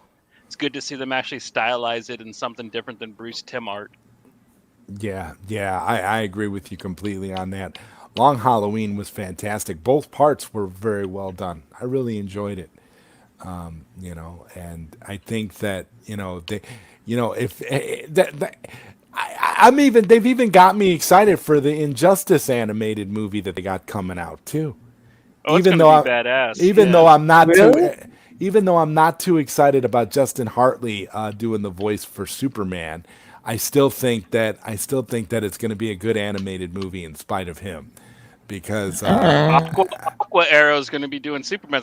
They might as well. He got to do half the Justice League on CW, so like, go ahead and let him play Superman now. Nobody has to yeah, look at him and see that he looks like Lance Bass from In Sync anymore. That so like, Yeah, he does. But I mean, but it's going to be great though, because everybody knows Injustice. Everybody's played those games, and if you've read the comics that have been going on for a while, this animated movie is like a dream come true. It's something that everybody wants. I wish that Warner Brothers, the movie division of Warner Brothers, would do would do as good as what their animation division is doing, because it seems like their animation division can do no wrong when it comes to these movies.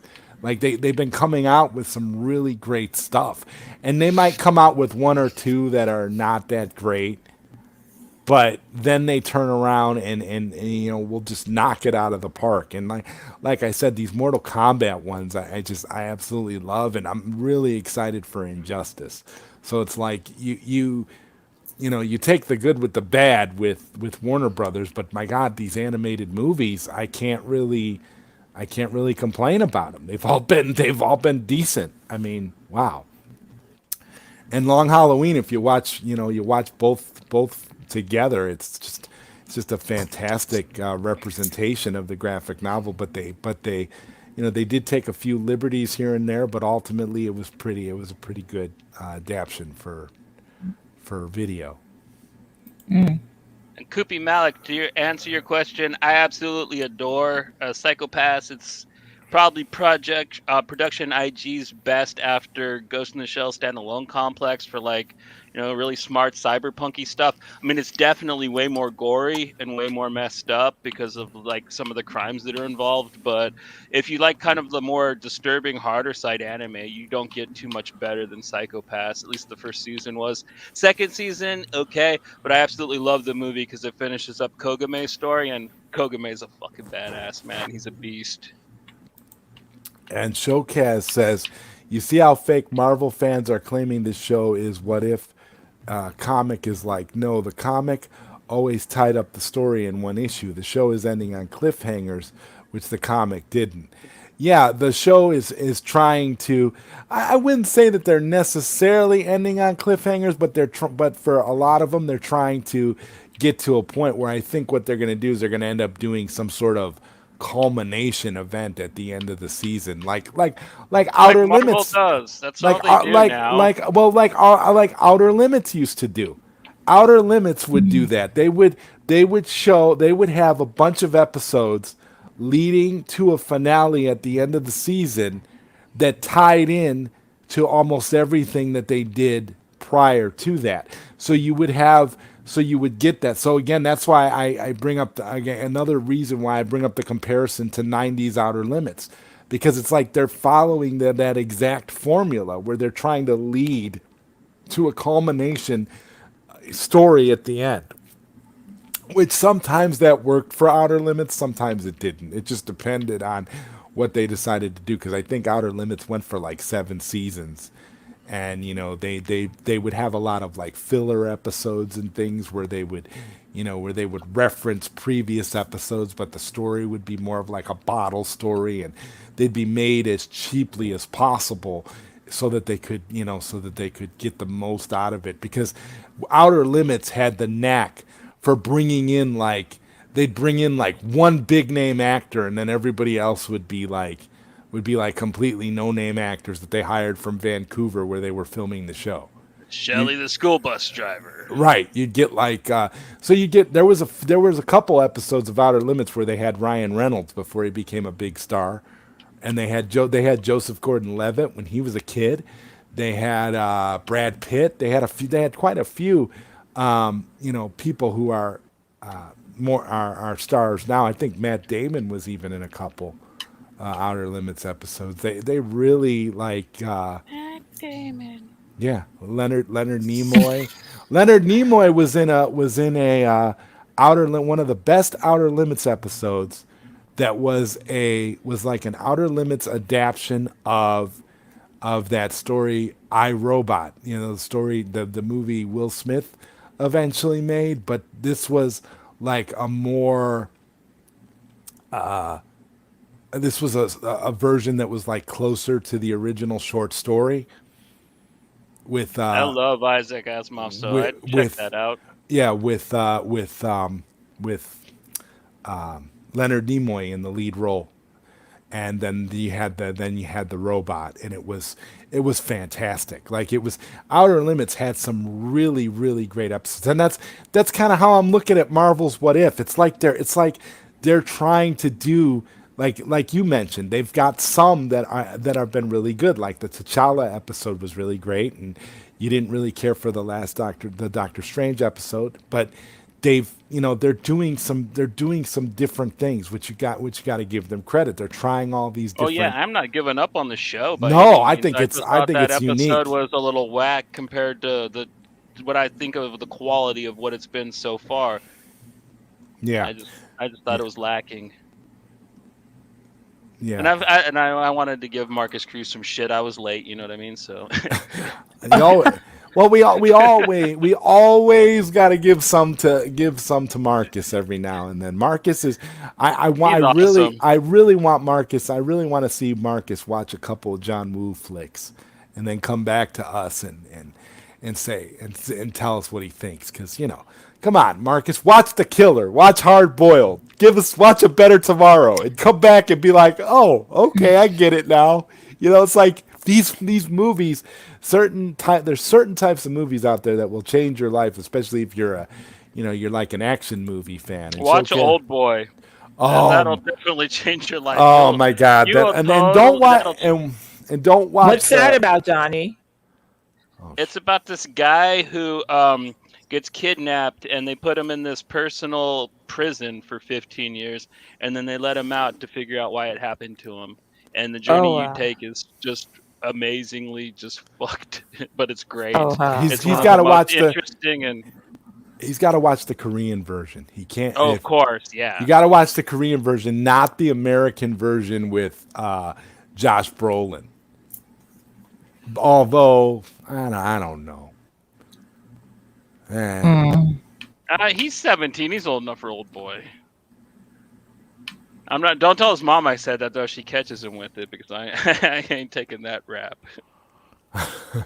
uh, Disney had the sense to give someone killing it in the animation department the keys to the Star Wars live action, as we seen with Filoni and the Mandalorian.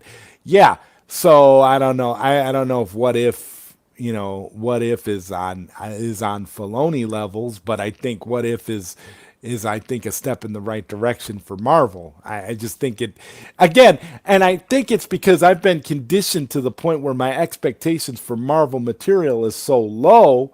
That's why it's easy for me to be impressed with what if, because everything else that they've done has just been so Well, cookie cutter.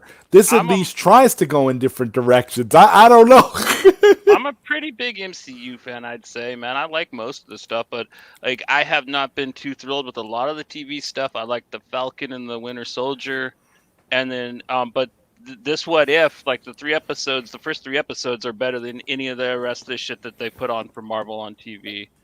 So like even though I kind of bashed in this one episode, I think the rest of the season, like you said, they're doing Marvel Zombies. That's gonna rock, dude. Especially if they adapt like what Robert Kirkman did, but like tie it to the movie universe. They could have a lot of fun with that. They could make a really killer episode with that. So I you hope know, they do. I hope it's killer. I really do, because you got to understand that with Marvel making these stories a little more serious, and then putting these like disastrous twists on at the end, and again, it's exactly what Outer Limits used to do. That's why I'm saying this is like the Marvel successor to well, Outer Limits. to tell you the truth, it's a lot like the comic book, which is why I like it because it really does do paradigm shifts and completely change the nature of the story. Like Zod said, the Doctor Strange movie, they really failed at making it a horror film, but they really wanted the first Doctor Strange movie to be pretty scary.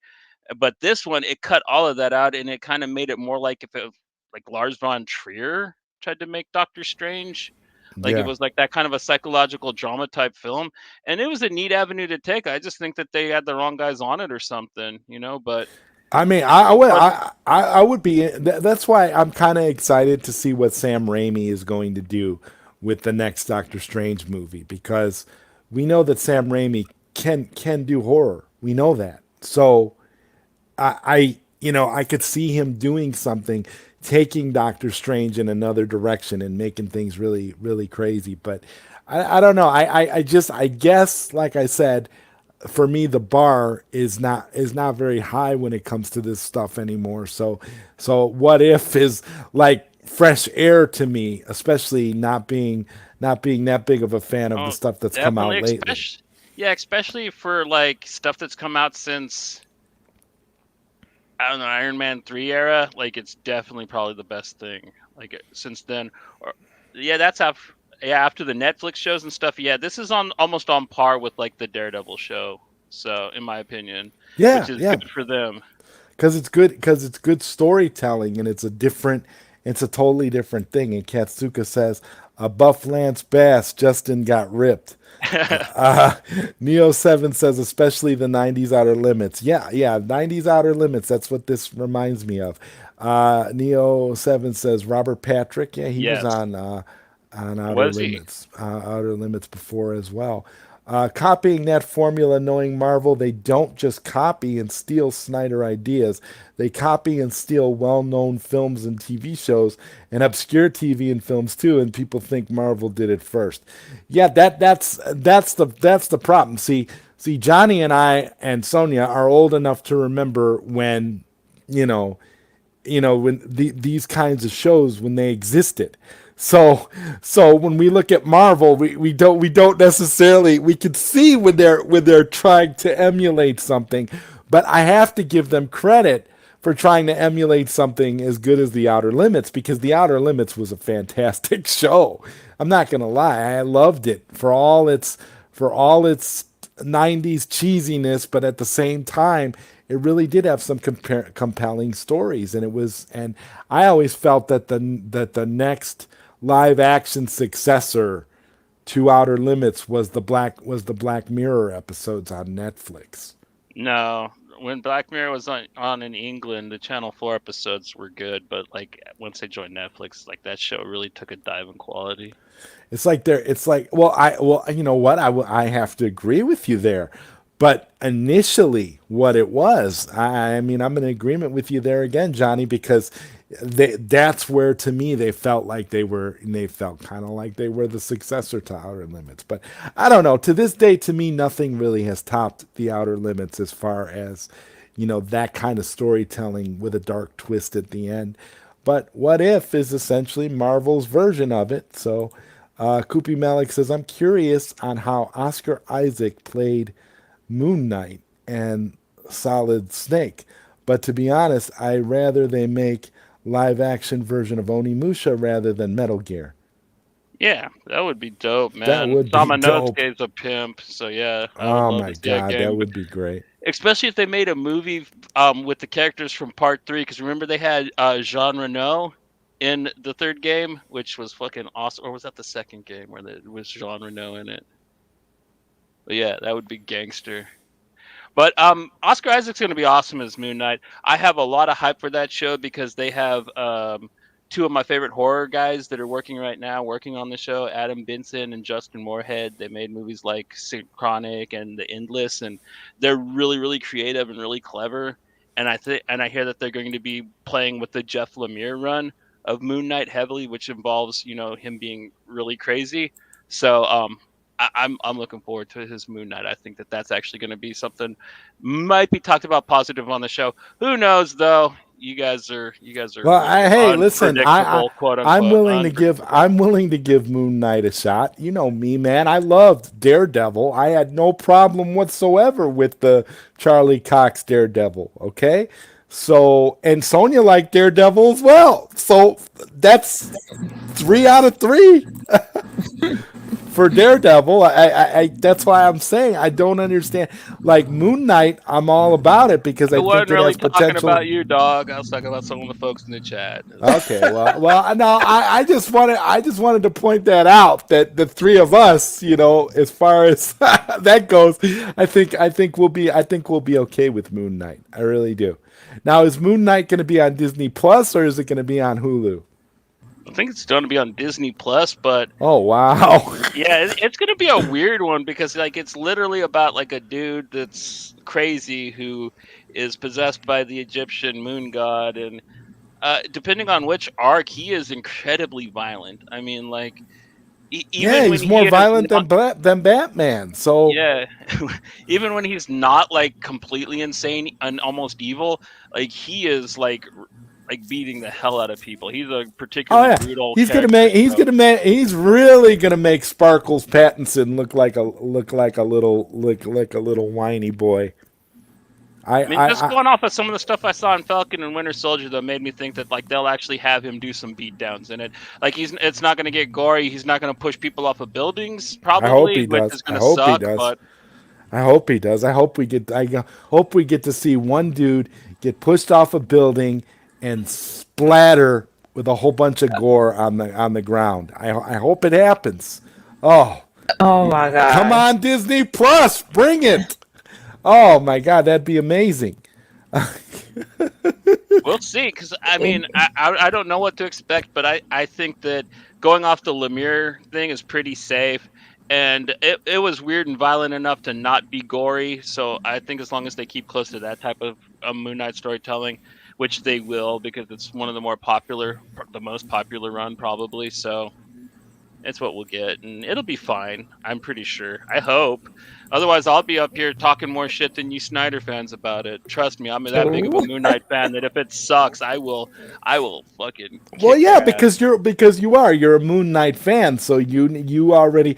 But see, the thing is, you're able to get an idea. You're able to project on what you think they may do, and what makes the most sense for putting it on. I'm just surprised that a character like Moon Knight is getting a Disney Plus adaptation. That's all I'm saying. I don't have nothing against the character or a problem with them adapting Moon Knight. I'm just surprised if it ends up on Disney Plus, because to me, he's a super violent character. It's almost we're talking almost Punisher levels of violence, if not worse. and I wouldn't expect the Punisher series to be on Disney Plus. So Moon Knight would be more of a Netflix thing than a Disney Plus thing. It's gonna be on Disney Plus. Oh, it definitely is. I know that it's slated. I saw like a screenshot, or it was Some leaked. They're saying that it was him. It looked good though. If that was actually from the show, I actually liked the way that leaked screenshot looked of the Moon Knight outfit. Yeah, it's going to be good. I'm looking forward to that. I can say of all the Marvel live action stuff that they've got planned or what they're planning on doing, Moon Knight looks the most interesting to me. Showcast says The Outer Limits in its first season did a real popular episode about an alien invasion similar to Enemy Mine, I think, and they followed it up in the next season. Yeah, yeah, Outer Limits always did that. They always had payoffs from season to season, and then there were always callbacks to previous seasons as well. Like particularly when they did the finale of the series at the end of the seventh season, they tried to call back to pretty much everything that they ever did throughout the course of the whole 7 years of the show. They tried to do a really Kind of like the like Quantum Leap series finale where they had like everybody up in there. yeah, where they tried to like tie it all together with a nice bow. But the thing with Outer Limits is they never had to really bring any actors back. They very rarely had to do that because they would just use flashbacks from other episodes. That's how they would save money. They would rarely have to Oh, bring awesome. have to bring actors back. It was really it was really unique how they would do stuff like that. Showcast said a Better Tomorrow 2 finale alone is worth it. Old boy I didn't like. Oh yeah, the Better Tomorrow 2 finale is fantastic. Yeah, old boy won't sit right with some people, man. That ending is a doozy. I'm not gonna Oh, it lie. is. Oh, it is. Yeah. Yeah. Old boy is not for everybody. But if you're into that psychological torture, old boy will be right up your alley. Showcast says I mentioned Star Wars because I was comparing what Lucasfilm did with their animation to what WBDC is doing or not doing by promoting them into live action, which WBDC hasn't done with the people in their department. The Outer Limits got redeemed in the 90s, surpassed Twilight Zone as the number one anthology show in fan circles, and they made sure they got a lot of famous sci-fi genre actors or associated to guest in the episodes. That with the writing is why the 90s version improved from the forgotten 60s original. Yeah, the 60s original was a good show too. It actually, I don't want to say that it's on par with the Twilight Zone because the Twilight Zone is always going to be up there, the original Twilight Zone, but like the 90s version of Outer Limits is fantastic. I highly recommend that show to anybody who hasn't seen it. It's worth watching. Just for So they all always the had famous people on there too, kind of like the Ray Bradbury Theater. So I always liked that one. I got like the oh they descriptions of always that. did. They always get you'd be surprised some of the actors that'll pop up in that Outer Limits show. You'll be like, whoa, like where did he come from? Like I was blown away when I saw a young like teenage, like not even teenage, like I think he was like 11 or 12, Joseph Gordon-Levitt. And Like back I back was like, before he was whoa. on that Alien show, the one Yeah, with John Lithgow. yeah. Yeah, it was they've had some really big stars on that show and really, again, really big sci-fi actors and actresses have popped up on it too. It's I mean, and like I said, it's got good writing. It's got a really good core of, and it's great because it's an anthology show. So it's never, Yeah, you those know, always rock. oh my God, it's fantastic. Koopy Malik says, any of you wished for a reimagining of Time Tunnel and Land of the Giants? Raise your Mm. hands. A little before Eh, my time, man. I saw some of them, some of the replays on Sci-Fi Channel when they used to air them, and it would be fun, but like I'd see if anybody did it, they would just do it as a spoof, like what Danny McBride and Will Ferrell did with Land of the Lost. Like it, I don't know. Maybe they'd try to do it super serious, but I don't see how you could like Land of the Giants. Like, And I would like to see how that would go though. Like maybe if somebody did give it like the good schoolboy's effort, like I'd check it out. But yeah, it might be interesting. Showcast says Quantum Leap just punked out with that ending. It was stupid and didn't give the public the resolution they needed. I always thought yeah, that they were going to so come many back and '90s do. shows ended so shitty like that Oh my too. god! I always thought they were gonna. It was like how they ended Sliders. I always thought that they were gonna come back and do some kind of follow up, like TV movie or something, to wrap it up somehow. And it's like they always back in the '90s they always promised that kind of stuff. That was always the thing.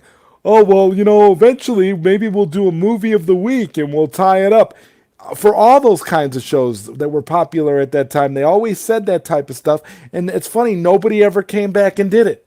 They always said it though. Oh yeah, one of these days, yeah, movie of the week because they said it Yeah, for it's they not like said. Scott Bakula would say no. It's not like he particularly ever got busy. I mean, like between Quantum Leap and Star Trek, I don't think he did too much besides like what Master of Illusion, and then between that and the NCIS show he's on now, he didn't do anything from there. So they wanted to do Quantum Leap. I'm pretty sure that he would be like, yeah, dude, I need money. I I mean, like they could have money. did a, but that's what I'm saying. They could have did like a 2 hour TV movie and wrapped it all up. And they always promised stuff like that. I remember for that Crow TV series in the '90s, the show kind of ended on a cliffhanger, and even in the DVD commentary they talk about, oh yeah, maybe one day we'll come back, and we were talking about at one point coming back and doing a movie, a TV movie, wrapping it up, and it's like they all say that, and it's like nobody, I that was like I don't know, I guess that was just a popular thing to say in I the know one '90s. show that did it, and it actually worked out really good, and that's Deadwood. Like they came back with like the movie to cap off the entire series, and like that was actually really good. So Well, remember maybe if when more shows they tried it, did that? Well, remember they just did that Breaking Bad movie where they told the rest of Jesse's story. Remember? did they? I Yeah, have to check that out. Is Aaron Paul actually in it? El Nino. It's on Netflix. I have to check that out. I didn't even hear about that. That's gangster. Showcase. So Scott Bakula's character never did return to his own time and body. No, No, he became like a spirit of good fighting through the timelines forever, saving people or whatever they came up it with. was It the was cheapest. It was the cheapest ending that they could have came up with because it wasn't even really an ending. It was just like a couple lines of text at the end of the show. I don't know. Katsuka said Third Rock from the Sun. I never got into that show. yeah, but that's the one that little baby Jordan Levitt was on back before he was awesome in like Sin City Part 2 and stuff. So And Showcast says the Twilight Zone was only good with the original. Its follow-ups aren't highly regarded. The original the movie's good too. I really wasn't liked the regarded first well, film. but the '90s series was. Yeah, I did too. I really liked the film where they had Burgess Meredith narrating like Rod Serling, and they had the movie was good, but then like and I don't know. I thought the '80s Twilight Zone was pretty decent. The '80s Twilight Zone series, but it was nowhere near as good as the original. Well, And then of course the new one with Jordan Peele. I'm not really a fan of that one either.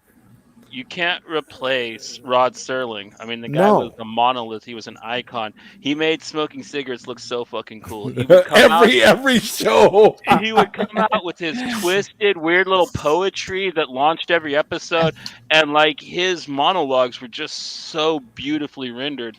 I mean, like I've seen so many people even attempt to pretend to be Rod Serling, and nobody can do it. So, like, yeah, they should just hang up. Twilight Zone, if they really want to try Rod Serling shit more, like bring back Night Gallery next time. That might work better. Just saying. Yeah, Night Gallery was pretty cool too. Daniel Martin says, "Ooh, good poll. Ray Bradbury Theater missed that type of storytelling. Amazing Stories, the '80s version. Yeah, Amazing Stories. That's another one. Yeah, Amazing Stars was a good one too. Did they bring that back? Is there another Yeah, they version of did. They that? made it. They brought it back. I think it was last year on Apple TV. They did a season, and it's not. It's definitely not as good. Definitely not. Hmm. But they definitely brought it back. Showcase says that's why I started watching and liked Japanese TV from the action to anime. They give a proper ending to their shows. American TV back then didn't. Yeah, I think a lot of it is like back then they would be intimidated to the you know, when it came down to writing an ending. It seemed like all those shows always had a difficult time trying to decide. And when you think about it, a lot of those shows, it was all about being in syndication TV. So the ending wasn't really as important as having a certain number of shows to broadcast from week to week. Well, another thing is some of them shows they stretched them out too long too. Like Quantum Leap didn't probably need to be like I think it was 7 seasons long.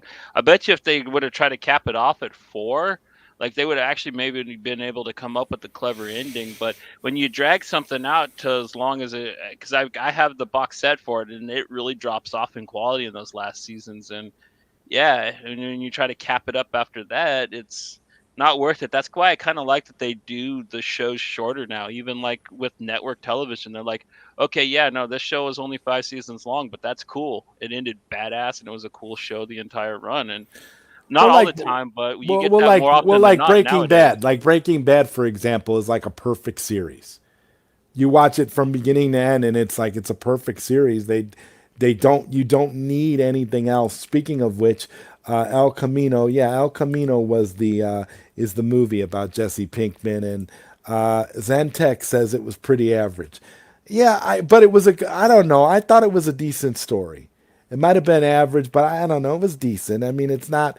You're never. The thing is, when you do something like that, you're never going to satisfy everybody because let's face it. Like I just said, Breaking Bad is a perfect series. So how do you add on to it and not have issues? You know.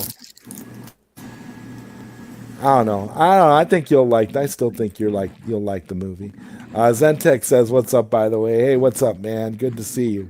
It's been a while. Showcast says, like Dungeons and Dragons, they never gave that an ending, and that was popular with a lot of people when I was a kid, watching to see if they got home. Koopy Malik, what they said, but it's better to see it to believe it. Sean Franklin, what's up? Showcast says Rod Serling wrote the ending to the original Planet of the Apes, and they added it into the final shooting script. There's actually a fan edited version of a Planet of the Apes Twilight Zone episode that was never released, that somebody put out online, and it's absolutely fantastic. So it's kind of like a prototype thing that they did before the film was like Well, released. it was basically like they took Rod Serling's idea, and they even had Rod Serling's introduction and everything, and they did it and made it into like a Twilight Zone episode, and they took bits and pieces from the movie that came out and interjected them in there, but they did it as like a 30-minute Twilight Zone episode, and it was unbelievable how good it Hmm. was. Definitely check it out. Oh my god, it was wonderful. And you could totally tell it was like Rod Serling all the way, because Rod Serling, I thought, from what I heard, was that he wanted to do Planet of the Apes as a Twilight Zone episode. So that's why, they basically took his blueprint for what it was and put it out there, and you watch it and it's in black and white, and it feels like a lost episode of the Twilight Zone. My cousin and I sat and watched it together one day, and he was like, my God, this feels like an original episode that we just never seen. I'm like, yeah. It's crazy. I'm watching it right now. I just found it and I just started looking at the beginning of it. But anyway, Oh, continue the on. black and white Pretty cool. Twilight Zone episode of Planet of the Apes. Yeah, yeah, it's pretty awesome. Showcase, if there's a Disney movie, I wish they had a continuation. It would be Flight of the Navigator. Nah, And, I think and it is perfectly. I think that I think so too. And a lot of people say they want a sequel to the Last Starfighter, but they would have just messed it up if a Last Starfighter sequel was made. they're actually making one, but they got Yeah. Lance Guest and a bunch of people back to be in it. I don't know. I want to like it because I that is my favorite, probably one of my favorites is Last Starfighter. Like Alex Rogan's my hero, so they better do good by it, or better yet, I hope it just gets put in limbo hell and never gets made. Like that's a Uh, still well, distinct it's possibility been for it. isn't that where it's been? I mean, because I've been hearing they've been talking about a sequel to the Last Starfighter for decades. I mean, Yeah, it'll probably get made with that Crow remake and that Spawn movie that Todd McFarlane was making with Jamie Foxx. Come out with those. they're making that. Well, they're making that book. They're adapting that book Armada from the guy that wrote that Ready Player One, and that's like a Yeah, remake, that's all they'll need essentially a anyways. remake. Yeah. That's essentially a remake of the Last Starfighter, basically. So you're. I mean, I don't know when that's going to come out, but allegedly that movie's being made. Yeah, I'm gonna go ahead and skip that. Koopy Malik says, "Hey Zentech and Sean, Twilight Zone '80s and Amazing Stories was corny even back then. It's not well regarded even in sci-fi fan circles, maybe to some, but not at the time. But When Ray Bradbury Theater and Tales from the Dark Side were awesome. Oh, I think Tales I from will. the Dark Side. Oh my God. Tales from the Dark Side was fantastic. Man believes he believes it. Remember the episode where the dude deleted his entire family with the computer? Yeah. I mean, the dude, his wife was yelling. His kid was a complete piece of trash, and he just deletes them with the computer. I'm like, wow, that's awesome. Funny enough, we're talking about Amazing Stories. That reminds me of the TV episode of that, but it was actually kind of funnier because it was more horror-ific because it was on Dark Side. And yeah, I actually thought that was a better version of that kind of classic type of episode because it was very nihilistic. You could tell the era in which Tales from the Dark Side took place in. Oh yeah, fantastic.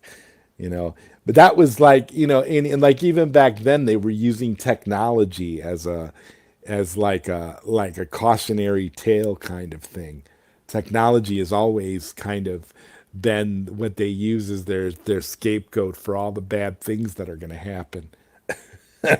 Showcase says when you had stuff like V and some other stuff that caught the public attention, you had to be good, not corny. And Koopy Malik says, just got a weird idea. They did a game like what is it? Surmay in the first Doom movie that was cool in itself. Wonder if they could make Castle Wolfenstein. A Castle Wolfenstein movie?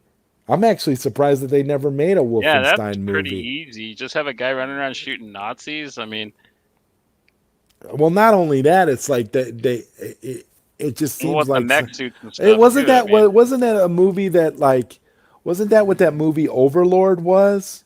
kind of. Wasn't Yeah. that kind of like Yeah, a straight up kind of like a Overlord kind of was a Wolfenstein movie. like they totally went full Wolfenstein. Another one that gets close to it is one called Frankenstein's Army. It's like this kind of low budget found footage movie. I think IFC Midnight put it out. It's a lot of fun. Really cool monster designs in that. And Showcase says, "No, leave it where it is." At Koopy Malik, it's never good to resurrect an old film. It never ends well. And Zentech says, "Hey, Koopy Malik, Showcase, yeah, you're probably right. Remaking a classic would be more disastrous if they mess it up. I agree. Could definitely see that with Rod Serling and Planet of the Apes, that one episode of the Twilight Zone where everyone had pig faces, and the person that looked normal was considered an outcast. Yeah, The number, oh no, that's not the number 12 looks like you. What's that one called? But yeah, that's a good episode. they were all. I swear the old black and white Twilight Zone, all those episodes were fantastic. every one of them. I could watch that show and never get bored. Like it's the Amen. best show ever. Showcase said, "Remember, I went to the cinema to watch it and hated the fact I had to watch it because I wanted to see something else, so I had to take my sister to see it, but ended up loving it." And Katsuka says, "I remember the one episode where a guy wanted to be alone in the world with all of the books, and then he breaks his glasses. The irony." Oh yeah, that was the wasn't that called like the Incredible Mr. Beamish or something? That Yeah. was the episode. That was with Time Enough at Last. That was the episode with Burgess Meredith, who went on to do the yeah. Well, he went on to do the Rod Serling bit at the beginning of Twilight Zone the movie later Oh, yeah, on when they that's when right. they made when they made the film. And Neo Seven says monsters, tales from the dark side, perversions of science, outer limits, science above and beyond, War of the Worlds. Yeah, Monsters, that's a good one that nobody mentions, but yeah, that was a really, really hardcore anthology until Tales from the Crypt kind of put that one to bed, I think, because that one was like the king of like fucked up shows until Tales from the Crypt came out and kind of clipped its wings, it seemed.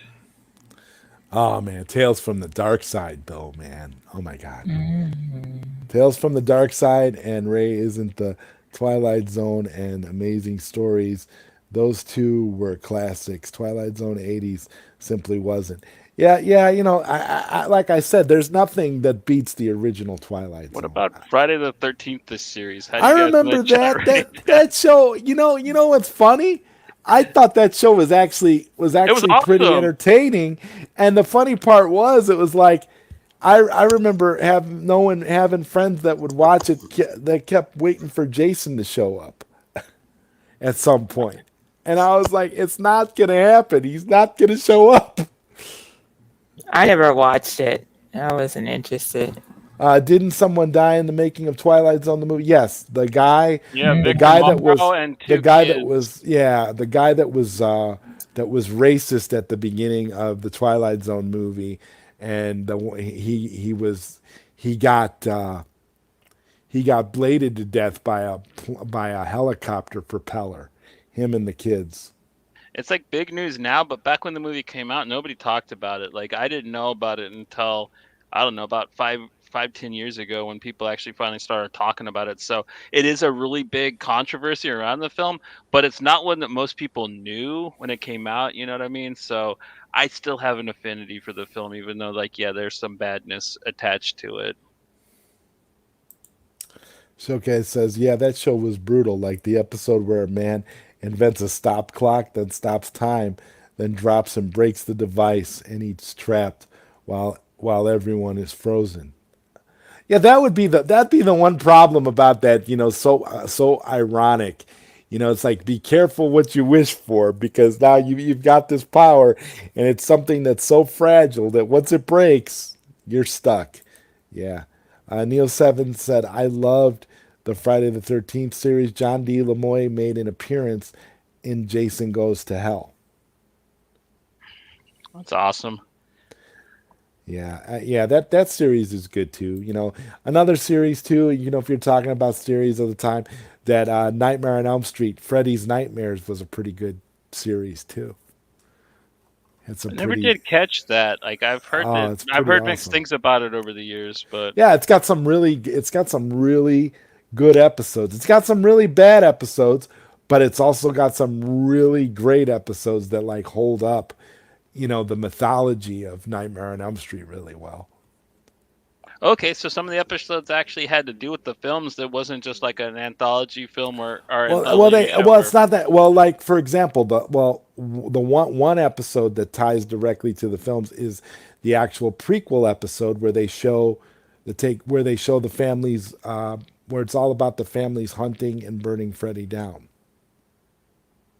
and Robert Englund is actually playing Freddy the entire time.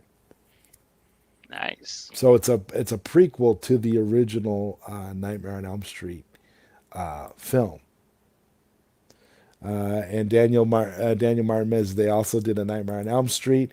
Yes, Zod beat me to it. Yeah, yeah, it's great. It's a great series in the fact that there are a lot of really good episodes, and then there are some really bad episodes. It's like all those shows. Like,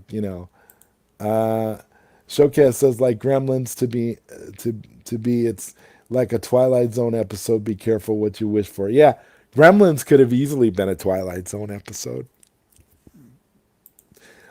Freddie was primarily just a host of the show. Yeah, he was a host, but Freddie actually appears and actually interferes in certain storylines as well. There's some episodes where where he's actively involved and he's actually haunting people's dreams and stuff. But a lot of it is like he's like the host, like a Twilight Zone kind of thing. And Showcast says, to me, I met. And Neo7 says, 87 Werewolf series with John J. York was riveting for me as a kid. Werewolf. I don't think I saw that. Never seen it. Nah, can't say I ever seen it. Seen the Howling movies. Gonna have to look it up. It was a TV show? Wow. Oh, okay. Yeah, I'm gonna have to look up that Werewolf from 1987. I've never seen it. You ever seen that show, Sonia, Werewolf from 1987? Nope, never. Yeah. How's that Twilight Zone episode? What are you talking about? I'm not sitting here watching it. I'm tuning into the show right now. I'm not sitting here watching that. I just Googled it. And I hit play. I found it and hit play. Oh, okay. I just wanted to see what you guys are talking about. So it looks interesting. I will watch it though. Yeah, it's really good. It's really good. Ooh, dude, Kolchak the Night Stalker with Darren McGavin. Hell yeah, dude. That show is a blast. That show is awesome. And Rushman says, super excited for the Unsubscribed show. Yeah, we're doing the Unsubscribed show tomorrow. I can't wait. Oh, we're gonna talk about so many people. Gonna make so many enemies. Trash everybody. No, it should be a good show though. It's gonna be fun. I don't, yeah. That's gonna be the ZodWriter show's Bye Felicia episode. Oh Lord. Wait, what?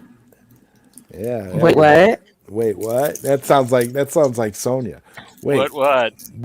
What? No, What? that does not sound like me. Wait, what? Oh, wait a minute. What are you doing? Wait, what? No. We are. We're actually gonna. It's gonna be an open panel where people are gonna be able to jump on and actually talk about their unsubscriptions. And if they want to name names, they're more than welcome to do so. It's going to be fun. I'm looking forward to it. I can't wait. It is going to be a Zod throwing shade show, and a lot of other people are going to be throwing shade too. Rushman says, I'm definitely going to drop some bombs. Hey, I'm with you. These people deserve it. That's why we unsubscribed from them, and that's why it's going to be fun to talk about it tomorrow. Daniel Martin said Zod throwing shade show. Yeah, it's pretty much what it's going to be. It's going to be a throwing shade show. Pretty interesting. Yeah, it is going to be interesting, and I know Johnny's got a few, and it'll be that's going to be good.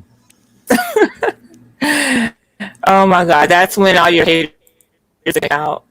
Oh yeah, the video is gonna get ratioed like with negative downvotes. I don't care because these people deserve it. I'm sick and tired of it. Like, we can name anybody, right? It doesn't have to be people in like the no, we right? can name Okay. no. This is people that you were subscribed to on YouTube that you unsubscribed. Okay. That you for whatever reason, and we're gonna delve into what goes into your thought process when you unsubscribe from some of these people. And I can't wait because I have this whole thing that I want to talk about how it really how you literally get so caught up into it that you go down the list, you go down your list and you're like, why am I subscribed to this person? I subscribed to this person 3 years ago and I never watch any of their content. But why is So it that?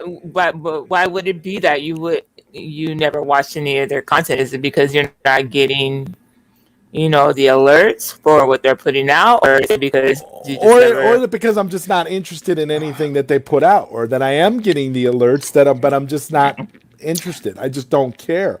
That's like it's one of those It, things we're gonna be able to break it all down and talk about why. I think it's gonna be a great show tomorrow.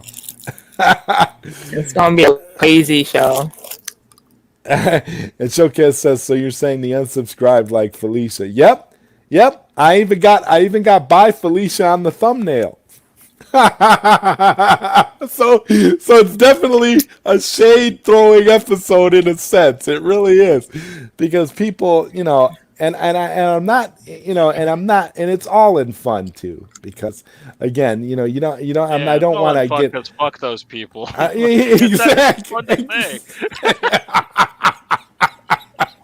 right? I mean, like, why Cause, lie? That's cause, the truth. cause F them. That's why. Yes, exactly.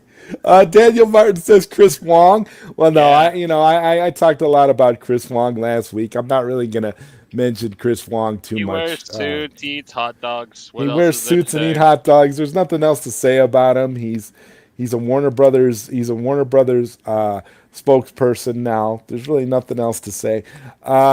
Neil Seven says my favorite '90s Twilight Zone episode was a one episode 16 to see the Invisible Man. Neo Seven says the Night Stalker is the reason why I love the X Files. And Daniel Martin says I'm still subscribed to Chris Wong, but about to unsubscribe.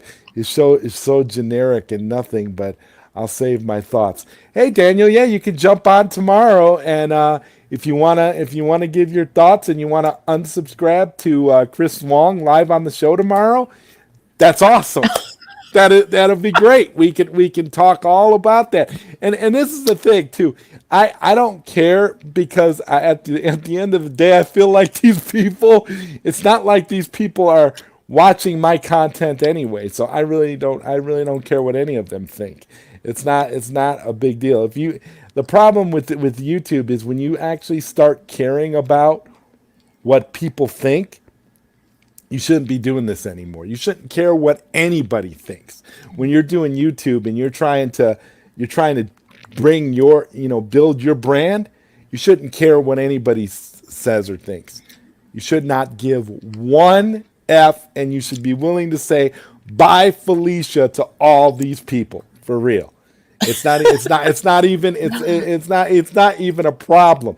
As much as I may have liked some of these people I'm going to talk about tomorrow, but once the fakeness is revealed and once I realize that I've been wasting my time and that a lot of these people are just in it for themselves and they're in it just they're not genuine at all. Yeah, there's a lot of reasons to unsubscribe, and we're going to talk about all of them tomorrow. It's going to be funny when your subscribership drops to like under 300, because a lot of these people you probably were subscribed to were probably subscribed to you, and you unsubscribe from them, and they're probably still subscribed to you. So yeah, get ready to lose some subscribers, Well, good Joey. luck. Well, good luck. Good luck. Good luck. I'm just, Good luck. just Good saying. luck to them. Good luck to them trying to prove that. Good luck. Good luck to that. We'll Showcase just said, I see. bet. Showcase says, I bet some of the cloud chasers will come on here tomorrow to try and dictate the narrative like fake Enosh. I don't think so. I don't really expect anybody like that to come on tomorrow. Listen, a lot of people that I'm going to talk about tomorrow are not associated with like the Snyder Cut brand or anything like that. So I really don't really care. I really don't care all that much. Daniel Martin says, What did you say here? Doth efficacy? Doth eff, and That's a uh, sh- five. and Yeah. Showcast says a WB representative who can only afford a 4-piece jacket but not an entire suit. So WB ain't paying him much. Besides, Chris is not the main problem compared to others who are. To me, Chris got anacaned by the usual suspects who never were fans. Daniel Martin says we're going to change the rules if Zod subs get under 300. Sonya is choking Zod out. No, no, no. No, we still need the 300. We still need the 1,000 subscribers to make that happen. And it's funny because I did lose a subscriber. I was at 420 and I lost a subscriber during the course of the show. I'm at 419 again. So again, I have no illusions about my sub count. I'll never be. I don't know if that show with Sonya will ever happen because my I can't get my sub count to go up. my sub count fluctuates every show, almost like every time I open my mouth, I lose a subscriber. That's crazy. Showcast says they done in other streams that was similar to the topic you're doing. Anakin from Star Wars. Chris got turned to the dark side. Yeah. Rel McMillan says, "What's up, Zod and Sonia? What's up, Rel?" Hey. Showcase says by the Cloud Chaser Squad, and Graphic Vandalism wants another link. There you go, Johnny. Go ahead, have at it. Oh man, but yeah, I mean it Oh, is I didn't what. even know he was gone. I wouldn't even pay attention. I was wondering why I was Uh, so quiet. Anyway, go uh, ahead. because you were watching TV. You see, No, I was not. Shut up. you were watching There you go, TV. Johnny. There's You're Johnny. yeah, you're stupid. That's why I'm unsubscribing. Look, Oh, okay. okay. Well, Now you're down to well, all 418. your people that Eh, you had subscribed, they all unsubscribed already because okay. there was only like 3 or 4 of them, and they're all gone now. Oh no, I'm subscribed, so I had 6 people subscribe to you in 1 week. So So the don't even go. so And they're there's still so subscribed so 3 of them because unsubscribed. no, they weren't my people. They're the people you were making mad. Oh, okay. Whoever. Well, I don't care if I'm making people mad. That doesn't bother me. I'm used to that. I'm it's the used to easiest that. thing to do online. Exactly. People Because are my so. friends are true to me. They're going to support me in everything that I do, regardless of where it's Oh, going. Well, as long as okay. it benefits me, I support you. You're so funny. I just need my own channel going. That's what I need to do. Yeah, yeah, yeah. You need to get your internet straightened out though before you start trying I to do don't have your own any issues channel. with my internet. I have no Yeah, you issues with my do, internet. homie. No, I I used don't. to have It's the same just problem. Johnny, I've been using StreamYard on Facebook. I mean, in the stream spot. It's just when I'm streaming with Joey, such shit happens. So it's nothing to do with my internet. Did anybody So actually have Labor Day off? I mean, I knew I was working today, so Who's what? What? I don't know anybody that had Labor Day off. All my friends and myself was working today, so yeah. I didn't work. I don't work on holidays, on major holidays. Showcast You don't pull says on Shabbos. You go so home, it's Walter. so it's back to work today after your Labor Day holiday. That's why I thought you'd do this stream on Sunday night, not Monday night. Rel McMillan says I can't wait for the Sonya spinoff, and Rel also says I Thank worked you, today. Rel. Yeah, we Aw. all can't wait. We all can't wait for the Sonya spinoff because I want to hear that excellent audio that she doesn't have issues with, except when she Yeah, comes on my you streams. should I want to hear totally, that. IRL live stream You know yourself what, roller Joey? skating. Shut up. No, Shut up, IRL Joey. live stream yourself roller skating. That would be hot, man. that'd That'd be be like, awesome. Yeah, yeah. Um, The roller That'll be skating, on TikTok. the roller skating podcast with Sonia, Sweet Sonia G. Yeah. Oh, shush. And Showcase says, well, I support Sonia. Once you get going, like your opinion, which can be insightful. Yeah, Sonia is awesome. That's what I'm saying. Thank you, Sonia, guys. Sonia will be, Sonia will have a huge following. Several And people in this chat right now have already subscribed to my channel. mm-hmm, Period. yep. So And Neo Sevens here says a great comment. He says Zod ain't in it for the $200 super chats. He's a real one. No, I'm not in it for super chats or anything. I'm here because I want to be honest and I enjoy doing these streams. We If also I didn't only enjoy accept chats of steel. Super chats, that's a little derogatory. Chats of steel. chats of steel. And Keep it Snyder, people. Keep it and Snyder. Daniel Martin says hashtag feed Sonia. She's going to be starving on her live stream. Well, She's gonna do mukbangs. Am on her I, live stream, Daniel? man. It's gonna be. oh, I can mukbangs. I can't stand people eating. They are so Oh, gross, no. right? Oh my god, they are so It's gross. nasty, especially because I like watching ASMR videos, but the ones where they're doing the mukbangs or whatever they're called, it's just disgusting. The smacking and all that. I can't listen to that. It's just gross, disgusting. Anyway, Neo 7 says Sonia is a sweetheart, and Daniel Martin says I'll definitely sub Sonia, and Showcast says thank you. It's already up. How do I subscribe? Well, she hasn't started doing shows yet, but you can subscribe. Well, I have but you know what? I did do a couple of practice streams. I think who was it that caught one? That dude Vince. He's not in here tonight, and there was somebody else who had. This friend of mine, you don't know them. They go to a different school. They saw it. Huh? I said, I got this friend. You don't know him. He went to a different school, but Shut he totally saw You it. know what? Shut up. Better up. be careful. Sonia's getting offended again. Am I really? No, Sonia, I'm just kidding Yeah. with you. Am I really?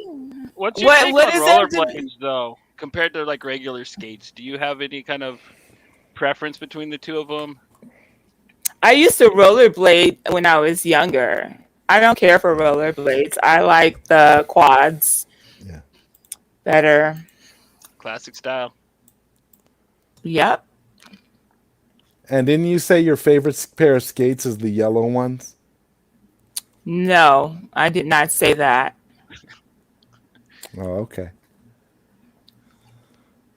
Kewpie Malik. Go back and watch the stream again where I showed you my skates. No, You can I'm see not what I interested. said. I'm not interested in watching your old streams. No thanks. Okay, that's fine. That's Kewpie fine. Malik says, Katsuko, what did I miss? Theo7 says, my friend in Canada. Yep. Yeah, that's it. I have a friend from Her- Canada. Her They friend saw from it. Canada, they saw it. They saw her Sonia's test streams. Sorry. I didn't see it. What are you apologizing for? If you're laughing like a goober. Keep laughing like a goober. If that's what makes you happy, keep laughing like a goober. See, she's just trying to hide the fact that she's getting offended. You see what's happening? You know what, Joey? Kiss my yellow ass, okay? Is it yellow? For real? Daniel Martin says Sonia's first guest is going to be Zohar. Just playing, Sonia. Just play it. Hey, Zohar's doing pretty good in his own right. Zohar, gained more subscribers during the course of this show. Well, I think it'd be pretty cool now. I mean, Sonia actually addresses them in the chat, so I mean, like they had to smooth. Oh, something we're over. homies. We're homies now. I mean, Zohar. We've actually got. He apologized. What? No, I was just gonna say we both have the same amount of subscribers now. Me and Zohar, we're both at 419 subscribers. So. But it didn't take him long to get anime his video. That's what really helped me, man. I made an anime video. It sucks. It's not even like fully animated. I just put up screenshots of my favorite movies. I made it like 5 or 6 years ago, but like, man, I got like 80,000 views out of that bitch, dude. Like, you should do that, Zod. Get your numbers up. Okay. And Showcast says Skitch and boy rollerblading rules back in the day. There you go. Yeah, so Sonia's first live stream is gonna be she's gonna eat a Snickers bar on stream. Just that's all I don't she's even gonna do. like Just eat Snickers. a I don't Snickers even bar. like She's gonna eat a. Snickers. Okay, a granola bar then. She's gonna eat a granola No, bar. She's I gonna go don't. full roller No, derby on some rollerblader boys, man. She's gonna I smash it I up don't against do fences that. and I stuff. don't do that roller derby shit. That's for butch white girls. I don't do that You shit. should. You should start doing it then. Start doing it, No. Sonia. Come on. We want to What see the those fuck videos. for? No. That would be fun. Yes. 'Cause it's funny watching people beat up rollerbladers, and it's even more fun when it's people you know. You know what I mean? And I you'd be don't like, do "That's our roller girl, derby. Sonia." That's for butch white girls. I don't do that shit. Yeah, but then aren't you a white girl? I thought you were a white girl. What the fuck? Oh. Excuse my French, guys. Sorry. Oh. Well, one of your favorite movies is White Chicks. I know. Yeah, that, exactly. Oh, that is funny though. White chicks. Showcast says Snickers used to be called Marathon in the UK. Well, Snickers proved Sonia proved the adage about Sonia that you're not you when you're hungry. So Yeah, she Snickers needs is a really What? man. yeah. Or a marathon bar, mate. Have a marathon, bruv. Rel McMillan says Johnny, be careful before Sonia chokes you out next. Oh, I'd been to it. Yeah. I'm sure he would love that.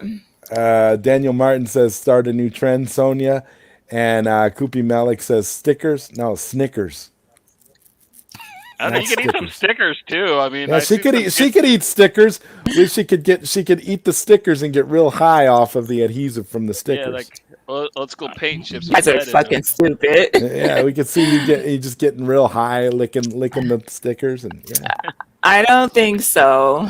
You could do a whole video, and then your tongue could be all green and stuff. People Well, would love YouTube will to totally see that. pull her if they catch you huffing glue on air, man. Like that's totally that's totally getting your account banned.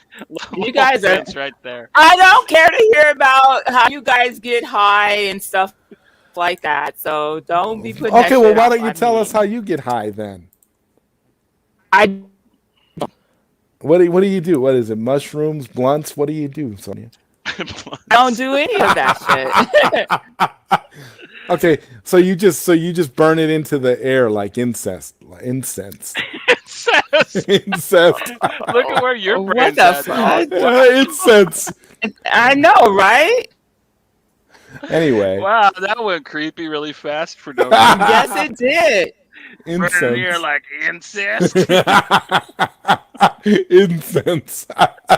Anyway, yeah, Might as well have some paint now. Let's do it. let's just get some paint chips. Well, how about this group of people? I seen this group of kids a few years ago. They were like sitting on a park bench and they were passing a shirt back and forth, sniffing it. Yeah, they're probably huffing something, probably some kind of gas. I don't know how to do it. I don't do it, but like that sounds what it sounds like. Yeah, they look like a bunch of hipsters. There was about like 4 or 5 of them, and they were passing this dirty shirt back and forth, sniffing it. Either there's some weird perverts. I was like, "What the hell are they doing? Like, what are you sniffing?" My friend was telling me, "Oh, they're probably sniffing paint thinner off the shirt." I didn't know you was a Limey Showcast. That's cool. Like I love the UK. I always wanted to visit myself. So And Showcast says, "I don't have an English accent, thank God, unless I'm really sick." And Koopy Malik says, "You can get high on stickers." Well, it depends. probably, man. Like It depends on how toxic the stickers are, But Sonia knows all about that, right, Sonia? yeah, she'll tell you the good ones. She'll show you like No, man, you're this is telling no me good. what you know. Oh, okay. All right. She's getting offended, so we got to be careful. Daniel Martin What are you says, talking about? You know what? we're You're being doing- stupid right now. Daniel Martin says we're doing the crate challenge with a Snickers bar at the top of the crates. Yeah, well, Snickers really satisfies. What'd you eat today, Sonia? What did I eat today? I had Mexican food today. Oh, Green cool. So, chili burrito, enchilada style, with red sauce and beans and rice. That's what I ate today before the show. and Showcase says girls tend to smoke weed when they're with their boyfriends, not People who smoke so weed like to smoke weed. It doesn't matter who they with or where who they're they're with. at, man. Isn't that right, Sonia? I I have have no that for that idea. for her. I don't have a boyfriend and I don't smoke weed, so I don't Maybe know. that's why. If you had one, maybe you would, and it would make No, sense. Yes, it no, would. no, no. I would, even if I had a boyfriend, I wouldn't smoke weed then either. I wouldn't have a boyfriend who does that shit. Showcase says I'm not a limey, I'm not English, and Kupi Malik says Neo Sevens, we are entertaining, we are entering the Twilight Zone right now. Yes, Oh, we're yes. always in the Twilight Zone with Sonya. That's why we love having her around, man. Like just the Rod Serling monologues going on in our head. Just believe it if you will. There is a girl who lives in the South, and when you're on a pot live stream with her, it's just amazing. It's brain meltingly wonderful. And I highly recommend it. Everybody, like you guys are just Oh my listening. gosh. If you were actually here right now, like me and Zod are actually really high, and we didn't do anything either. It's around Sonya. Sonia, yeah, Yeah, that's what it it happened. is. It's Yeah, the cookie dough, I think maybe. yeah, it's that special Sonia cookie dough Oh my that goodness. only Sonia knows about. Showcase says, and to be limey, you need to be white, which I ain't. I'm sorry, man. I was just joking around. I didn't mean Well, anything by it, well, honestly. well, Sonia knows because Sonia's white, right? Sonia knows. And she ain't What? from the UK though. She's not from the And I UK am though. not white. Okay, you're yellow. You're not white. You're yellow. I'm black. Yellow butt, at least. You just said you had a yellow butt like not too long ago. I'm a yellow girl, but I'm of African descent. So Okay. I'm a well, light skinned, well light what skinned was it black that you said? girl. What was it that you I said to me told you to not too kiss. long I ago? told you You to said kiss I'm my not. yellow ass. No. What are you talking Before about? that, no. I'm saying What? back a while ago. Didn't you say you were caramel, not chocolate? So Aren't True. aren't you what more difference yellow? does it? Aren't you more yellow I than can use caramel? either. I can use either of those references for my skin color or for my complexion. Either of those references can be used Okay. to Well, describe my I complexion. was just clarifying. I don't know. Daniel Martin says that's facts, Johnny. You're so goofy. That's But you're facts. white. But you're white. But you're white. You wouldn't understand that. Okay. Showcase says now girls uh are more socialized. They don't take to weed like dudes. It's different. Koopy I Malik don't said know about weed. that. Oh, did that once. Couldn't stop laughing. Daniel Martin said weed laced with cookie dough for Sonia. Yeah, that's what Sonia does all the time. Weed laced with cookie dough. But You figured it showcast out. here in the states, a lot of the girls or women who smoke weed are from the hood. Most of them are from the hood. So, anywho, Or they're I'm not. I'm not a white. hood rat. I'm not from the hood. So, I didn't grow up around that shit. My parents didn't do that shit. So there. So Anyway, Sonia So that's okay. That's your reason why you she's don't do it. Okay, you weren't. no, I wasn't raised around that. I don't hang around people I didn't grow up with friends that got high Well, you or hang out with any of that. me. So, shut up, Johnny. You're way in. Where are you at? In Ohio somewhere? Ohio, man, that hurts Oh my wait, feelings. Actually, wait. I'm Where in are a worse you place. at? I'd rather be in Ohio than where I'm at. Ohio. I Me I thought on understand. Mayo. I thought What it the was hell am I doing Ohio. in Ohio? I'm in Where? Delaware. I'm in Derry, Maine with Pennywise. We're hanging You're out. in Delaware. I didn't. I thought you were in Ohio all the Hi, time. I'm in I'm in Vermont. Delaware. Yeah, I'm in Oh my Delaware. gosh. No, Oh I'm my not god. really in Delaware either. Where are you at? Oh, I don't want to say, man. It's embarrassing. Oh, I know you told me before, but I thought it was Ohio. Well, it starts with an O, but it's worse than Ohio. Oklahoma. Oh, I know Oklahoma. I was just about to say it. You spit it Yeah. out. Koopy Malik says so. Sonia is basically saying she's the same color as Silver Queen chocolate. There you go. I don't know Yeah. who is that. Who is Silver Queen Chocolate? I don't know. I Probably just from know an I'm a black anime girl with or light skin. Huh? probably from an anime or a video game by the name. Oh, I don't Sounds like know. a Showcast is cracking up. No, no, Oh, Silver Queen chocolate is actually a chocolate. It's a form of chocolate. hmm. It's a chocolate bar. It's like oh, it's not really the color isn't the kind of isn't chocolate per se. It's more yeah. I could see that. I could see that. I think Koopy Dude, Malik is milk spot on. chocolate with caramel in it is the bomb. Like I could, yeah. I don't even know what like the silver chocolate is, but if it's chocolate with caramel, yeah, I'll eat it. Like that. I don't know how you screw that up. That's just good all the way around. Amish country. Actually, I did. That's kind of over more towards Tulsa. I lived in a pretty Amish town called Prayer when I was putting up a wind turbine out there, man. And yeah, it was really fun, man. They make the greatest gummy candies ever. If you're ever in Amish country, go to one of their stores, get some of their fudge, get some of their gummy candies. Oh my God, those people make amazing confectionaries. Especially if you're like me and Sonia, you get the munchies. Oh man, just tear them up. Like you and Sonia. Showcast says, "Why do you need to clarify that, Sonia? That you ain't from the hood, but speaking that most hood people smoking." they That's do. They do. that's a I good know point. people who do it that are from the hood. I know. I don't hang out with them, but I know of people that do it, and a lot of them do. It's usually the hood rat ghetto girls who smoke weed here in Arizona. I know that. I live here. I'm Oh, from that's here, and right. I You're know in what goes on here. Arizona. Yes, I am in red country. Okay, I'm in a red state. Probably probably the So weed that they have in that. Dude, I'm in Oklahoma, but we have medicinal and they love it here, man. Like I live in this little tiny town. There's like more churches than anything else here, but the only thing that rivals churches is weed dispensaries, man. They're making so much you money know off what? of this shit and the Republicans are loving it. So like that red They're state's just popping like up really everywhere fine. here. No, they're popping up around here everywhere.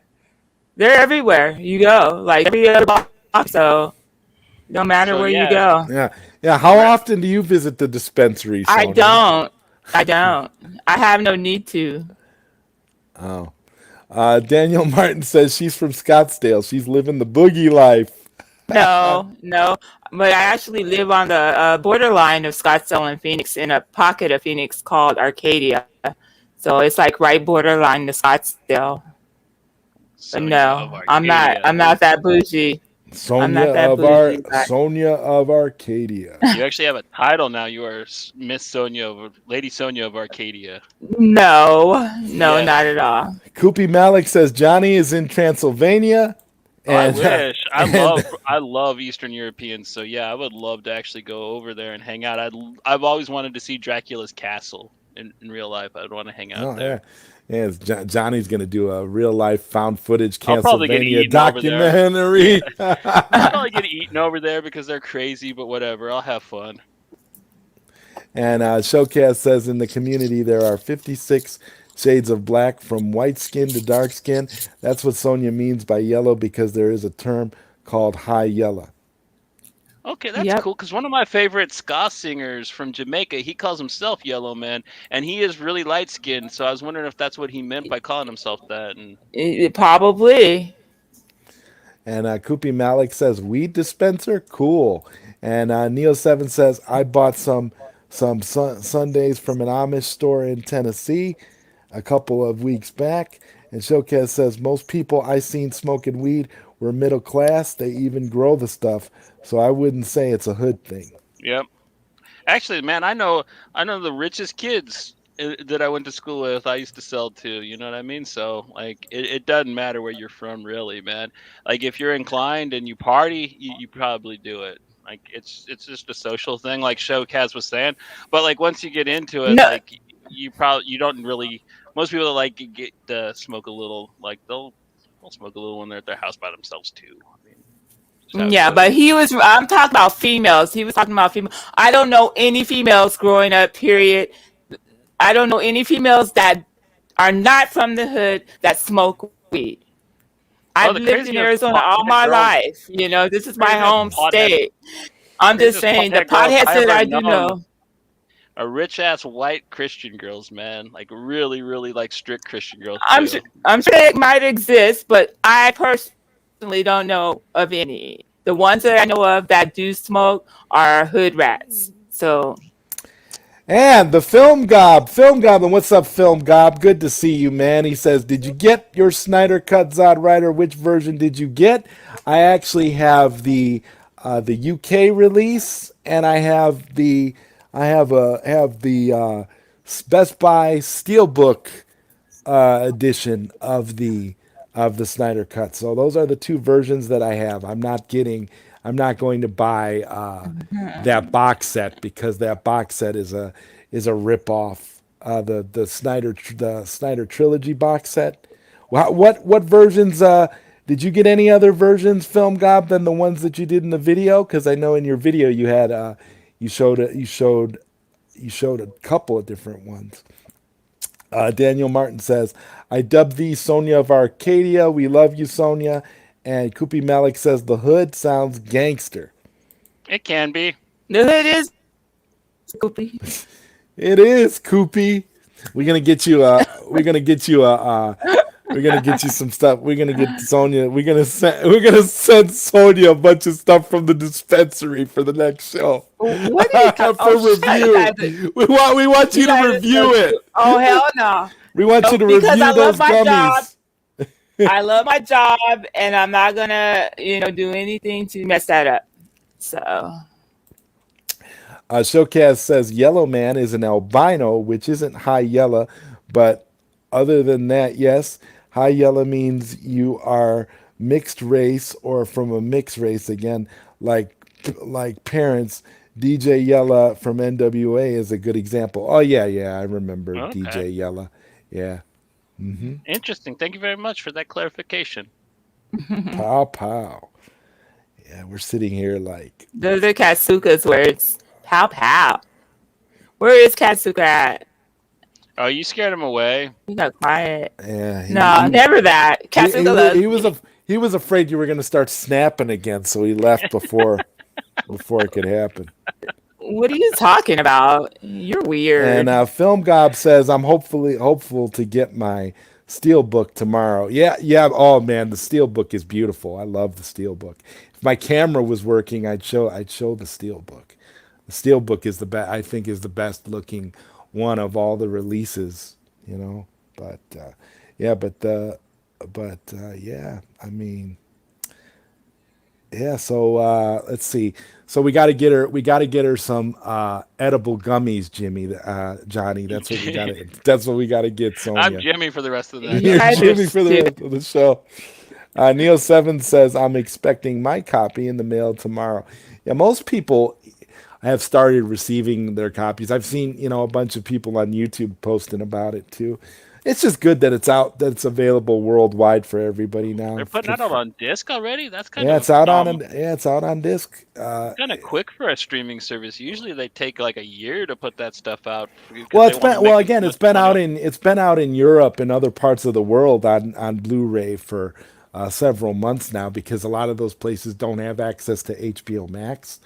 So but it's finally the official release date for the US is September 7th. So you should be able to just go to any store where they sell Blu-ray, DVD, and that kind of thing and pick up a copy now. Showcase says, "What I mean, parents, I mean the parents can be both mixed race, black, and their child will also be light skinned. It's complicated because those terms exist mainly in America more than anywhere else." Yeah. and like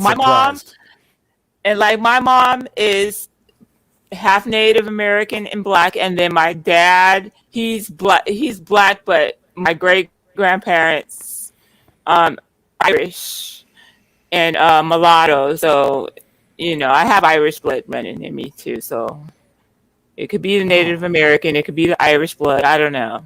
That's why you sound Irish. Okay, I was wondering. Shut your I mouth. was wondering why you had that Irish accent this entire time. I'm like, where I don't even have an accent. What are you talking about? You're so Lady stupid. Sonia O'Banion of Arcadia. Yeah. Yeah. Daniel's a good What, Irish listening Johnny? voice. What? What? She actually sounds like Sonia. Actually sounds like a skater white chick. I'm not gonna Yeah. lie. She has that skater What are you white talking chick, about? Just because white I chick talk Well, voice. proper and I don't talk ghetto? it's Do you only with just certain because I, words, okay? like when you say what like that, you do. You sound like Avril Lavigne or something. You know, I'm just saying. You guys are stupid. I Yeah, am. You guys are so we're stupid. stupid. Yeah. There you go, Avril again. Sonia Levine. Oh, it's Oh so my goodness. it's so You funny. guys are so stupid. And Showcast says with white, I've noticed if you are of Spanish or Mediterranean origin, you aren't considered white. Oh yeah, we're racist. White people are racist as fuck against each other too. Yeah, because I'm Irish and Native American. Like, yeah, I never really got respected as like a white person properly. You know, when you got to that type of, mentality with those people. So yeah, it is like that. So I never really when I talk to my friends of color, I never really get into the kind of rifts between the people of color. So it makes sense that they'd have the same shit going on as the white people, though. I mean, I figure that people is people. You know what I mean? At the end of the day, It's the Yeah, greasers, people are. the greasers against the socias. straight up. Say hello, buddy boy. And Film Gob says, "Why is the box set a ripoff? I didn't get it because it's too expensive for me." Now, yeah, well, it's a ripoff, and it's too expensive because here's the thing: it comes with the 4K versions of all three movies: Man of Steel, BVS, and the Snyder Cut, and then it comes with Blu-ray versions of all of them. But here's the thing: the Blu-ray version of Batman v Superman is not the remastered version of Batman v Superman. So it's not Zack Snyder's preferred version. It's just a repackaging of the same Blu-ray disc that's been available since the movie was released on home video. So basically, Warner Brothers is basically just repackaging a lot of their old discs and then trying to sell the box set for almost $100. That's why it's a ripoff. I found that I had everything that they had in that box set, and that's why it wasn't worth purchasing it for a couple of Zack Snyder's Justice League lithographs. I mean, who cares at that point? Your money can be the money can be better spent elsewhere. And Showcase says, yeah, but in the States, or to put it bluntly, from the Anglo-Saxon side of the world, anyone mixed is considered black. In France or Spain, they did not consider mixed race as being black because in America, white means Anglo-Saxon and related. Anything outside of that was considered not even though you are. And Neil Seven says double dipping. Yeah, the double dipping is crazy. There'll probably be another box set down the line, a deluxe edition that'll have commentaries and all kinds of additional stuff. And let's not forget that this box set that costs almost $100 doesn't even include the Justice's Gray edition of Well, Justice League either. the That's proof is in the exclusive to pudding. The HBO fact Max. that you guys are like huge fans of this thing, you guys are really excited about it all times. It's what you guys talk about, and that this is a version of it that's supposed to come out, and you guys are all like, "Yeah, but it's too expensive." That's just that there just screams that it's ripoff, pure and simple. Because if it was something that was actually exciting and interesting for you guys, you wouldn't have that mentality. So ripoff. Well, that's why End you of the buy. day. That's why you buy. That's why you just buy the regular. You just buy the regular Zack Snyder's Justice League Blu-ray. You buy the Blu-ray, and then you can basically complete your collection if you have all the other movies. There's no need to buy that box set when you're getting shortchanged. It's ridiculous. $100 for 3 movies. I mean, Justice League's like 4.5 hours long, but I mean, I don't see like why it should cost that unless they're coming like an awesome like metal case or like a really sick slider box with holograms on it or some shit. Like that price discrepancy is really outrageous for what would be like what maybe an 8 disc box set at most. Like you get Lord of the Rings for way cheaper than that, and that even when it was brand new with the extended cuts, like they only wanted 60 for those. You know what I mean? And it's I don't know, it's just kind of really stupidly priced. So yeah, ripoff.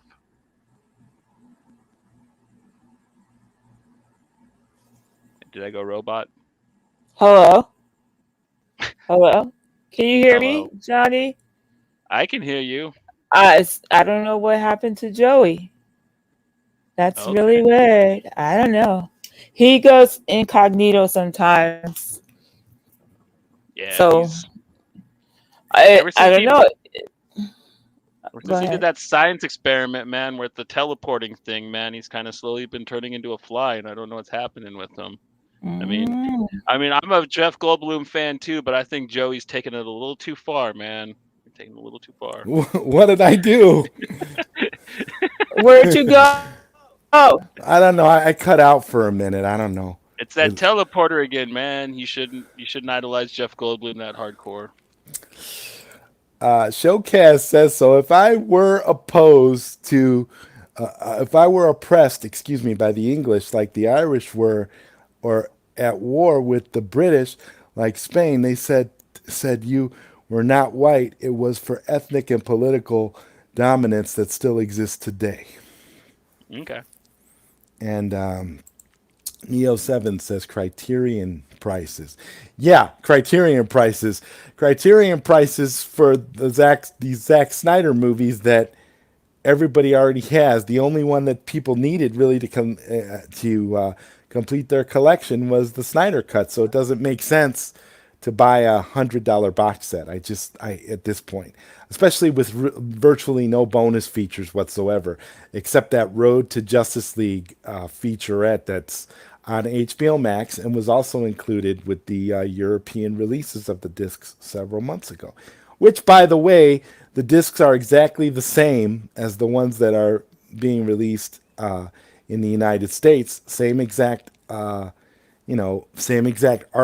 and everything. Nothing's different, and they're region free. So if you bought them whether you bought them in the UK or you bought them from Finland or wherever, or you bought them in the United States, you can run them on any Blu-ray player that you have. So it's not like there's any difference at all for any of it. So I don't know. I'm a little bit upset because I feel like it's just once again it's Warner Brothers basically screwing Snyder, even though he has the number one. It's the number one movie on the sales charts, and it's been dominating sales charts worldwide for Oh, so you several think they're months. doing the ridiculous price to screw him over? Well, I think the price of the box set is ridiculous because you don't get anything new if you already own all the other movies. That's my problem. I've got BVS, and then I bought the 4K Blu-ray for BVS because it's the remastered version and it's the updated version that Snyder approved with the IMAX aspect ratio and stuff. But here's But the you thing: think they're doing that box set to try to slow his sales down so like maybe Mortal Kombat or King Kong can catch up? Is that's kind Well, of no. I think they want that. They threw that box set out as a joke because they're calling it Zack Snyder's Justice League trilogy because they're trying to once again deflect from the idea that Zack Snyder was supposed to do 5 movies. So they're trying to make it seem like it's just a trilogy and they want you to forget it and forget about it. And again, they didn't include any special features. The entire box set is just basically rehashes of everything you have. The only thing new is Zack Snyder's Justice League, which you can buy separately. So why would you spend the money on a box set, for a couple, and then a couple of additional, like I said, a couple of lithographs are thrown in there that are really small and aren't really all that, noteworthy. The box set looks kind of cool, but is it worth spending $100 to double dip on stuff that you already have? I don't. I just don't. That's where my issue is. I'm all for people buying the Snyder cut, buying the individual what the movie that you need to complete your collection. But that box set, if you don't already, the only way it's beneficial to you is if you don't already own all the other stuff. If you've already got all the other stuff, why double dip? That's the struggle that I have with it. Like could have sweetened the pot by throwing in some well, and additional then people bonus that features. Well, the people sitting outside the fence, the kind of Snyder skeptics that are still around, they're not going to pay $100 for that thing, even if they don't own the other films, though. Too, they're like kind of hoping that you fans will pay for this thing, and from what I hear, none of you guys are. So it's kind of they're kind of just shooting themselves in the foot, which sounds like, yeah, they're just trying to put this thing out to maybe fuck with dude's sales on top of messing with him in Well, because general. right now he has the number one. Right now he has number one. He's number one on sales worldwide with the Snyder Cut Blu-ray, and honestly, people are buying that box set because that box set is in the top 5 as well. So that box set is selling. People are buying that box set. I'm just saying, for me personally, I'm not buying the box set because I own everything that's in the box set. And I just got the steel book for Zack Snyder's Justice League, so I don't intend to, triple dip on that unless I'm getting something extra. Like, I mean, even if it contained like a commentary or some bonus features, it would justify an additional purchase because it's something new. But it's not. It doesn't include anything. It's the same as the UK release that came out months ago. So I'm not understanding how they justify that. It's just confusing to me. Kupi Malik says, I guess many Indonesians are considered yellowed skin as like many other Asians like Malaysia, Thai, Philippine, Chinese, Japanese, and so on. Showcase says, find it funny that all the presidents in America are from the British side of American culture. No Italian, no Latino or Eastern European American, like Polish and Jewish, been president. That's racist. Showcase says that Kupi Malik, Indonesians aren't yellow. They're dark. Japanese aren't yellow either. They mostly have white, light skin. And that dude Vince is here. He says Vince, hello all. what's Hey, up, what's up, Vinny? Vince? Came here to show Sonya some to love. show Sonya some love. Yeah, Hey, Hey, Sonya's. Vince. he watched the live stream. Tell us how it was. He didn't watch it. You said that He that dude Vince commented was on it. there.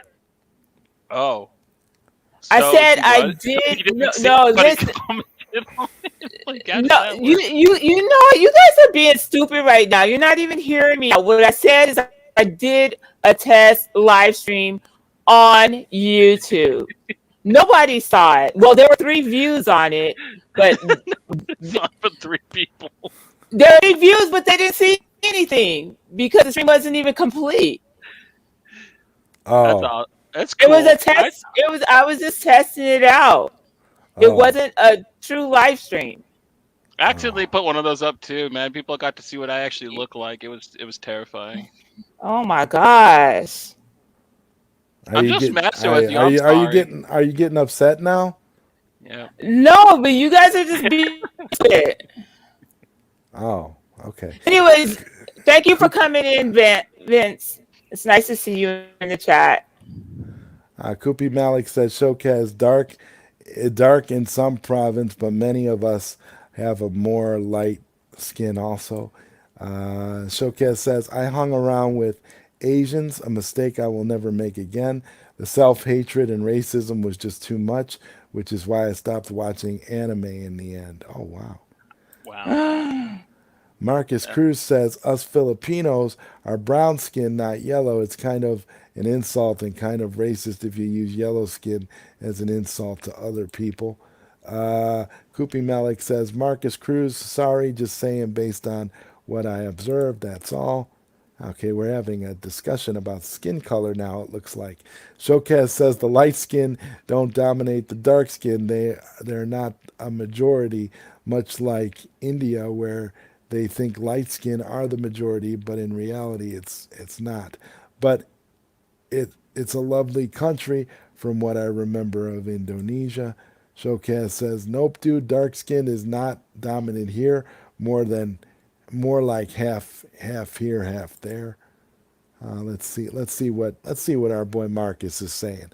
Marcus is saying it's okay, bro. I did not see what you I did not see what you said as insulting. I'm just saying because in media, yellow skin is used as an insult to Asians, Chinese, Filipino, etc. And Film Gob says I saw someone unbox the box set on YouTube, and they got the remastered BVS in the box set. The 4K disc was red. Yeah, it's the 4K disc. The red 4K disc is the remastered version. But the Blu-ray is the same Blu-ray that came out in 2016. It's the same Blu-ray disc. They haven't changed it at all. It's the same exact one. I have it on my shelf. It's the same exact disc. So they didn't use the remastered Blu-ray. They only gave you the remastered 4K. So all of the content is essentially exactly the same if you've already purchased any of the Snyder stuff in the past. It's just, that's what I was frustrated about. I was hoping for at least some more extras. I was hoping that the Blu-ray version of BVS would be remastered just like the 4K, because right now I don't have a 4K Blu-ray player. So I can't watch the remastered version of BVS anyway because I don't have a 4K player. But if they did put out a remastered version of BVS on Blu-ray, I could watch that. And I was hoping that would be in the box set, but it's not. It's the same version of BVS that we've had on Blu-ray since it was released on home video. They're just taking their excess stock that they have and repackaging it in this new box set. That's all they're doing, really. And that's the problem. And then they're putting a hefty $100, damn near $100 price tag on it and expecting us Snyder fans to pay for it. It's ridiculous. That dude Vince says, I was at work that night, so I missed it. And Showcase says self-hatred. Well, you won't see any of those here. And Film Gob said they should have done a 4K remaster of Man of Steel. Yeah, no, they didn't. It's the same 4K Man of Steel that they released prior. It's the same disc.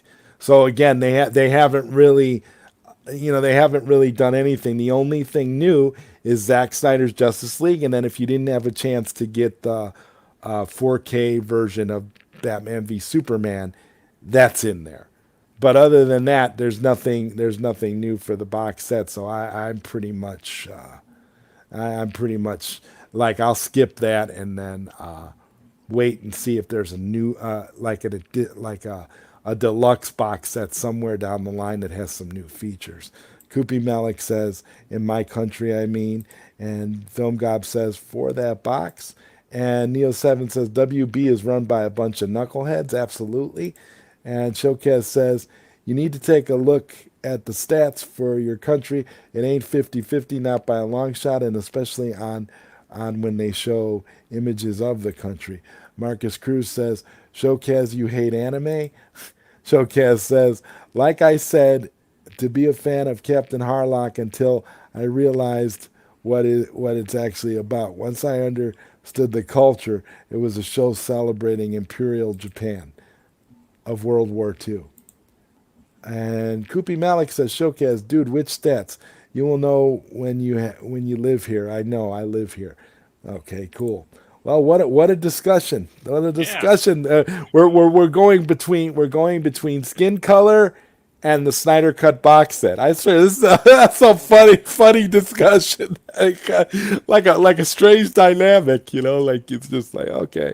All I can say, man, is dark skin's beautiful. Pretty much all skin's beautiful though, and the box set, it ain't worth no $100. I mean, yeah, I agree. Down in price. I agree. I would have double dipped on it if it was considerably cheaper. I think if it was.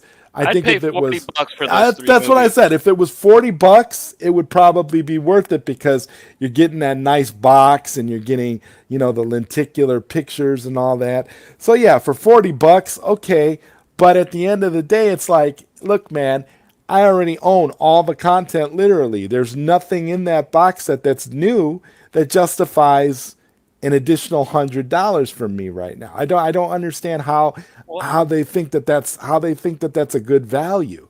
They didn't even bother. Like I said, they didn't even bother to allow Zack Snyder to record his Justice League commentary track that he wanted to do. He promised at the end of his BVS remastered commentary track, he said, I'll be back with another commentary for Justice League, and they never let him record it. That's how petty they were. He said they wouldn't let him do the commentary for Justice League. So we didn't even get a commentary for Justice League. All we got was this little vignette that's like, his road to Justice League, and you can watch that on HBO Max. It's nothing special. The fact that they put that on the Blu-ray is just adding more salt to the wound. Like, oh, here you go. You fans will buy anything. Lop it up. That's basically what they're saying. It's almost like what they would do, what they did to like Star Trek fans with all the different Star Trek box sets. How many different Star Trek box sets have there been over the years? I don't know. I only have the original movie one, and One I of only them. watched like 3 of them anyways. Like I only watched like part 2, part 4, and part 6 mostly. So, Yeah. but I personally just paid what I thought was really pricey for a box set. Paid $60 for this stainless steel Nightmares from Arrow. It's 9 films from Shinya Tsukamoto. It's got the first 2 Tetsuo films. It's got Iron Man, Body Hammer. It's got Bullet Ballet. It's got Haruko the Goblin. It's got 9 of his films. And like I paid $65 for that, and it's 2K remastered Blu-ray. And I thought that was pricey, but like, man, I got a deal compared to you Snyder fans. Yeah, and that dude Vince says, and they wonder why people pirate shit. Listen. Like I said, I don't, I Not had condoning anything, but yeah, I I don't have any. I didn't have any problem whatsoever buying a couple different copies of Zack Snyder's Justice League. I had no problem with that because I didn't have it in my physical collection, so getting it physically was great. But for a box set like that, you know, if you're gonna put out a box set like that, you should always throw something else in there. But the thing is, this is only the first of what I think will be many box sets, because they did the same thing with the Nolan movies. They put out like 2 or 3 bare bones box sets for the Dark Knight trilogy, and then they eventually put out a deluxe edition that had all types of extras and came with a Batmobile and all kinds of really cool stuff. I'm sure they'll eventually do something like that for Snyder, but for right now, this is just the initial bare bones box set that's just a repeat of what everybody bought individually. And they So- want to bill for it though. They're crazy, dude. Fuck them.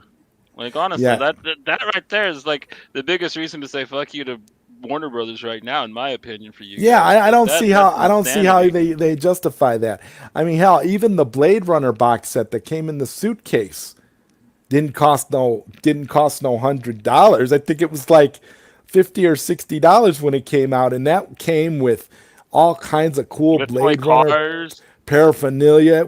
I had it. It was in a suitcase. I eventually Yeah, I sold have it. it too. I eventually sold it for way more than way more than I bought it for back in the day. But it was You got like what it was like an 85 book little case file book. You had the 2 toy cars. You got the 4 versions of the movie, and And you also got the Denver work print. That's very rare. Listen, that set didn't even cost $100, and that set came with tons of great stuff. That's what I'm talking about. So for them to do that, they're just throwing sand in the eyes of Snyder fans. That's all they're trying to do. They're trying to, like you said, they're probably trying to Slow sales. try to hurt sales, but they're not. But that's the thing, they're not hurting sales because people are still buying this set. This set is still up there at the top, right underneath the individual Zack Snyder's Justice League Blu-ray. So they're not putting a dent in anything. They're just essentially just ripping people off is what they're doing. They're not like hurting anything. They're just making themselves look stupid because it's still going to sell better than anything else that they put out. And that's the problem. They can't beat Snyder by trying to diminish his work by releasing a goofy trilogy box set like that. Showcase says government stats from the UN and others, Indonesia ain't 50-50. You got a problem with that, take it up with them. From what I've seen, mostly seen dark Indonesians, but buy anything we give you. Yeah, that's the mentality of Warner Brothers. Buy whatever we give you and be thankful to buy it. And I am. I'm thankful to have Zack Snyder's Justice League. I love the Steelbook. I'm very thankful to have that. I'm not thankful for the Mortal Kombat cartoon. That's about it. and the Mortal Kombat cartoons. Yes, they're great. The Mortal Kombat cartoons, they actually had me considering buying the physical releases instead of the digital versions for the Mortal Kombat cartoons. But for me, I just don't. It's just not that necessary. I'll watch the cartoons, but I don't need to have the physical. Although they do have a nice steelbook out for the new one. Well, do they? I just buy the like $12 DVDs because like I don't know, I'm still addicted to physical media. I I, legit you know, I, still that's buy what I'm saying. I DVDs. like physical media too, but I don't want to. I just don't want to spend, a fortune for stuff that I already own. That's my biggest problem. It's like for a lot of these movies, if you buy them, you buy them digitally or whatever, it makes no difference if you buy. I mean, but if you buy it physically, it's because it's something special that you're going to If want you're gonna to. want me to pay a bill, it better have all of Zach's movies in it, from Dawn of the Dead to at least Justice League. Now I'll pay $100 for that if it had like Everything. 300 and yeah, all those. Yeah, If it's and it like a was real and it Zack was Snyder and it box was set. remastered, and all of the movies got brand new approved transfers and all that. Yeah, yeah, definitely. But they make it like, they're like, no, we're just gonna repackage old stock and hope everybody's happy with it. Showcase, I'm just saying, man, I don't have problem with the stats because they can make any stats they like. If you see dark Indonesians, where exactly? We also have black Indonesians here. And Showcase says, I know Kupi Malik, like I said, you have an issue with it, take it up with them. No need to shoot the messenger. That dude Vince says, also, how many versions of Back to the Future do there need to be? That's another thing. I think the last version of Back to the Future I bought was the 25th anniversary Blu-ray set. Oh, you think that's bad, man? Try getting all the versions of the Evil Dead movies that they've put out, because like each cut's Oh actually different God. for those, though. You know what I mean? There's a reason why there's the different. They actually literally legitimately are different cuts, but like there's 8 versions of each film. You know what I mean? Different work prints and Oh cuts of yeah, them. and Army of Darkness had a bunch of Yeah, different ones too. they had like 12, I think, for that one. And Film Gob says, I don't think they would do a remaster version of BVS for the Blu-ray since 4K is the new current media. Yeah, yeah, you're probably right, but the fact that they threw that Blu-ray in there, they're just offloading old stock. So it's They're pooping it essentially, out. yeah, it's essentially like we might as well throw it in here and slap $100 price tag on the box set. I mean, They don't sell. We'll bury them next to the ET Atari games in a landfill. exactly. Exactly. I mean, why do we need this? I swear to God, like I said, I'm very happy with the steelbook. I have steelbook versions of all of Zack Snyder's movies. I got the steel. Well, no, I got the steel book for Man. I got a steel book version of Man of Steel. I got steel book version of BVS. Then I got the BVS remastered 4K that I can't watch right now, and then I've got the steel book version of Justice League, and I bought the standard version of Justice League from the UK when they released it several months ago because I didn't know if we were going to get it here in the United States or when we were going to get it in the United States. But they're all region free because they're from Warner Brothers, so it doesn't really matter. And Showcast says, what I'm telling you is Indonesia is not depicted like Malaysia, Taiwan, Japan, and China. They treat you like Filipino historically and even today in the media. Showcase, haha, what's with the shooting the messenger thing? I don't have a problem, dude. Just saying what I see, that's all. And Showcase says, same here. And that dude Vince says, I work at Walmart and get a discount on that physical media.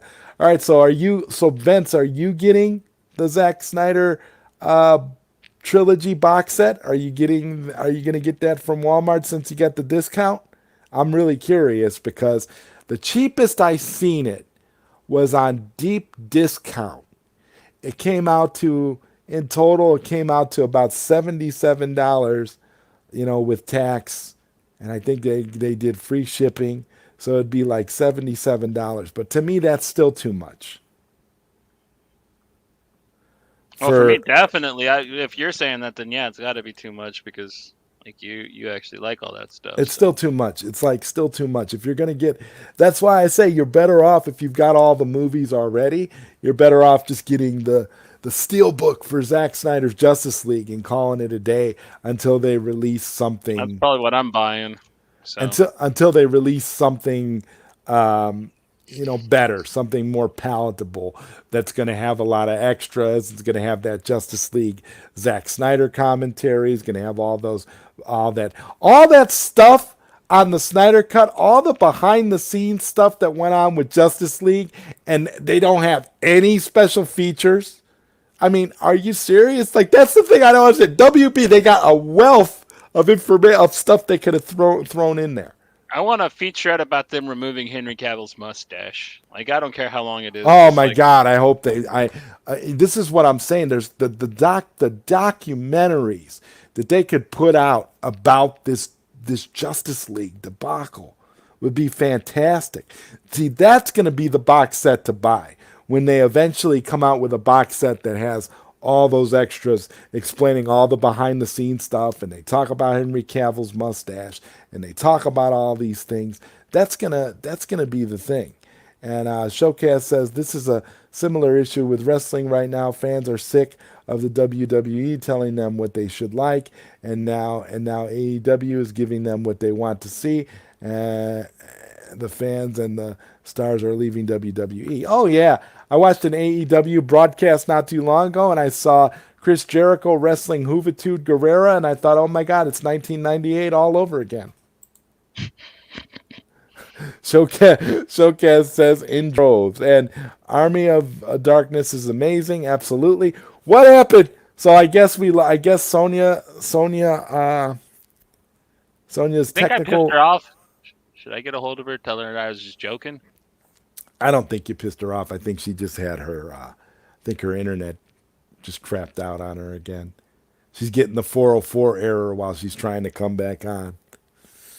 I don't know. I don't know what keeps happening. But you had, like you said before, you had similar issues where you weren't able to be on here for more than a few seconds, and it would knock you off. You had it really bad because And when I was glitching, it would sound exactly like how her stuff sounds.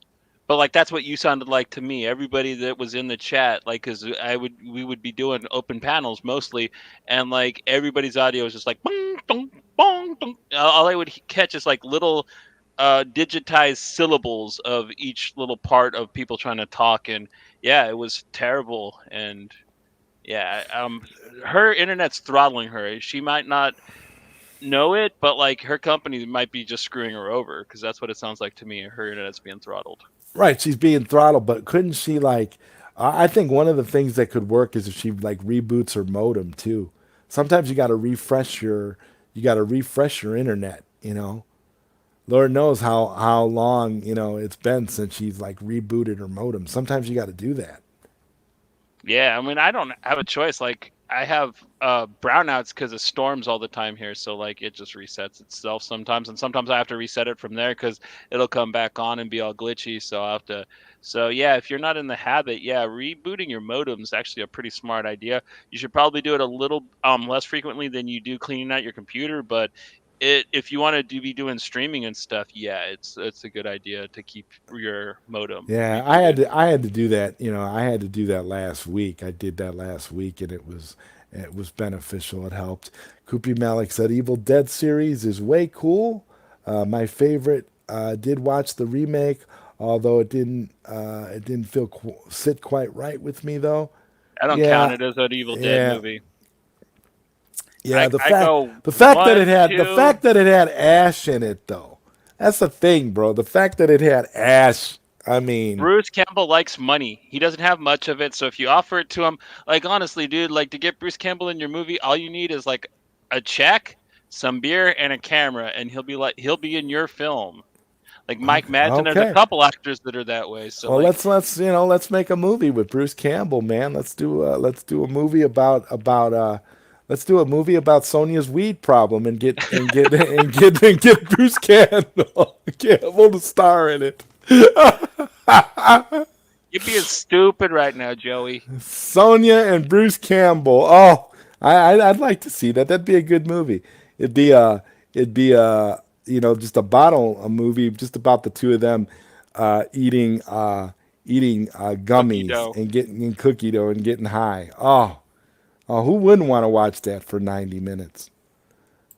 Yeah, Showcast says WB is facing the same situation, but the fans have no alternative to go to yet apart from Snyder. No superhero stuff, but superhero stuff DC fans have nowhere to go to. And Showcast says non-superhero stuff I meant. And that dude Vince said no, it's only a 10% discount, so not enough. Yeah, no, you're not. yeah, You're that's not like getting. what? The tax off of your Yeah. purchase? Yeah, That's like I said, the cheapest I seen it was on deepdiscount.com. It came out with tax and all that.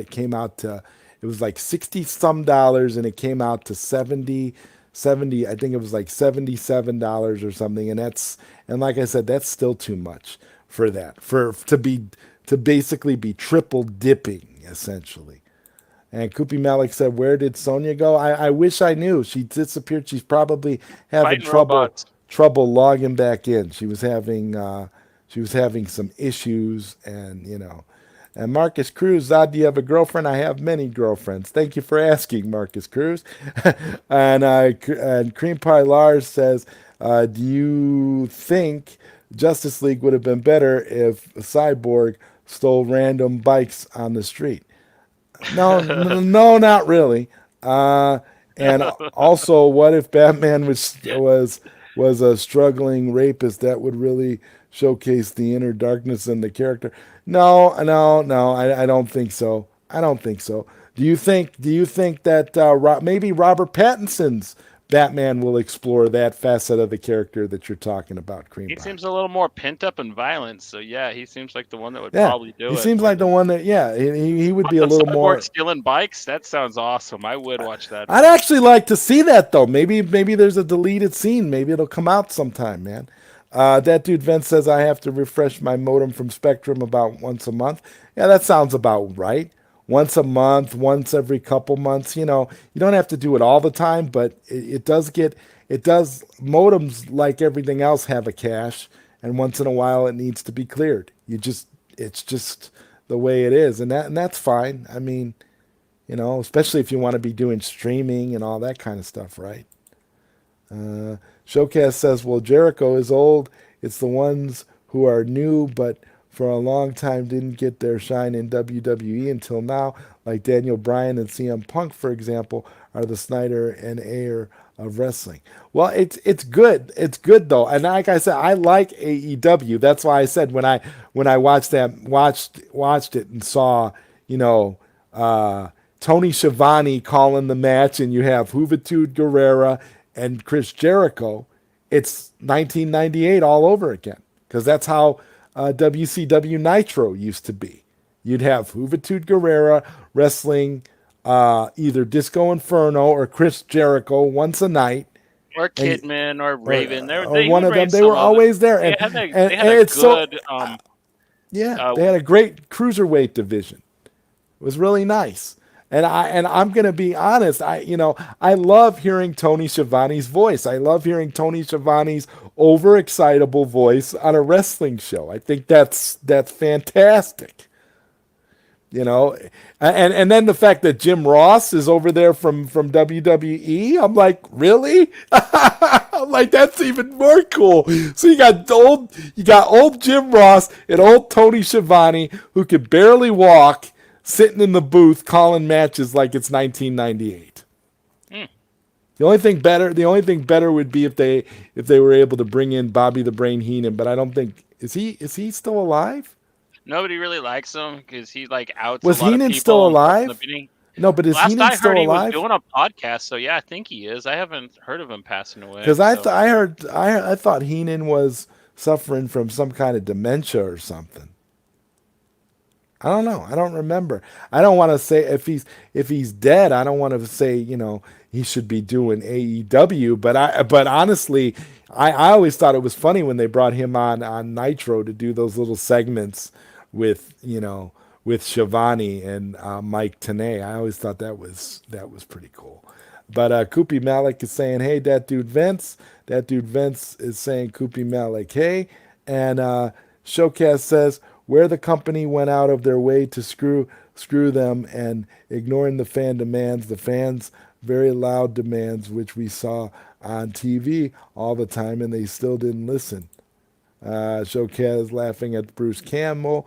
Marcus Cruz says, "I wish I had a girlfriend. If only Millie didn't have one."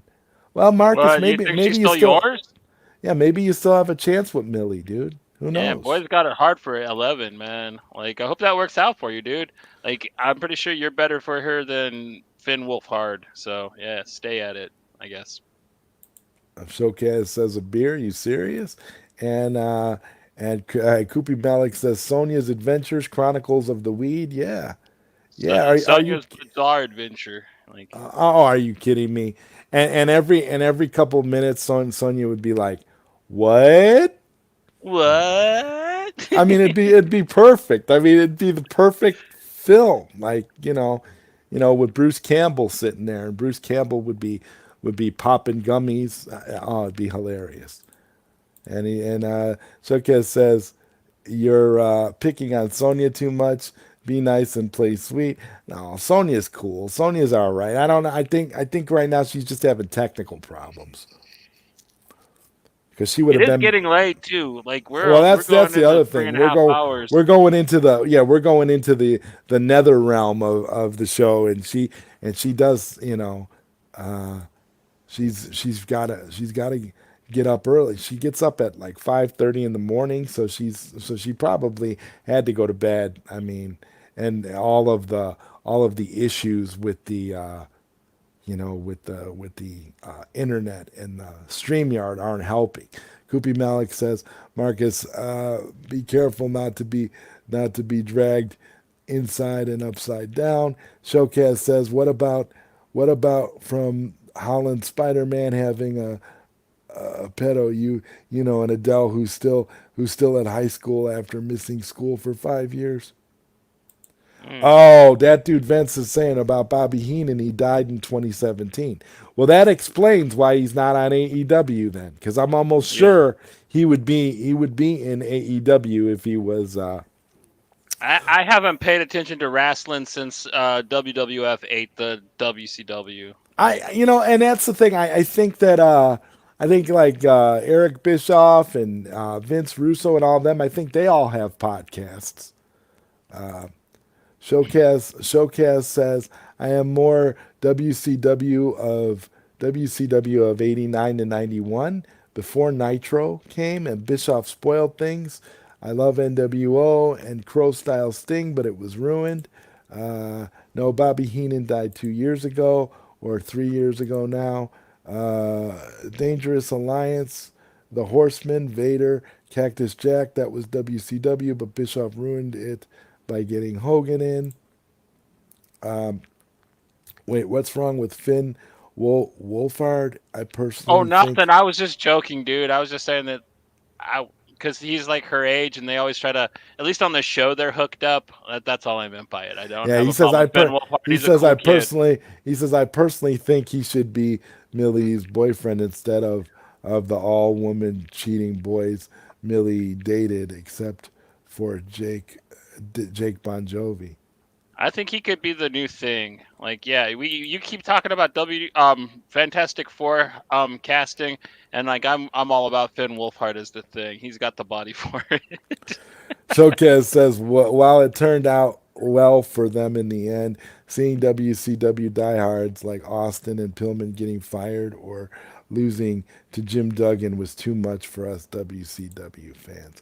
Well, yeah, those were Oh, the dude, old that's a days. good call. I remember when I first came to terms with it, Stone Cold was the same guy from the Hollywood Blondes with that mullet. Like that was like the craziest realization because I wasn't really watching wrestling, but he was unavoidable. Stone Cold was everywhere on TV, him and The Rock. So when people were like, "No, that's him. That's the dude from Hollywood," I was like, "What, dude? Like he really changed up pretty good." And I don't know. I'm pretty sure he's set for life. I don't think he ever has to do anything else. You know what I mean? I think he made Cheddar, so like even if he did get screwed over by Vince McMahon, I think he got paid. I think Oh so. yeah, of course. Of course. It's all about money in the end. That's what it all boils down to, right? That's why them guys would victimize themselves like that. Because I mean, a lot of people think that stuff's fake, and I'm not gonna say that like, oh, the fights, but like those guys get hurt.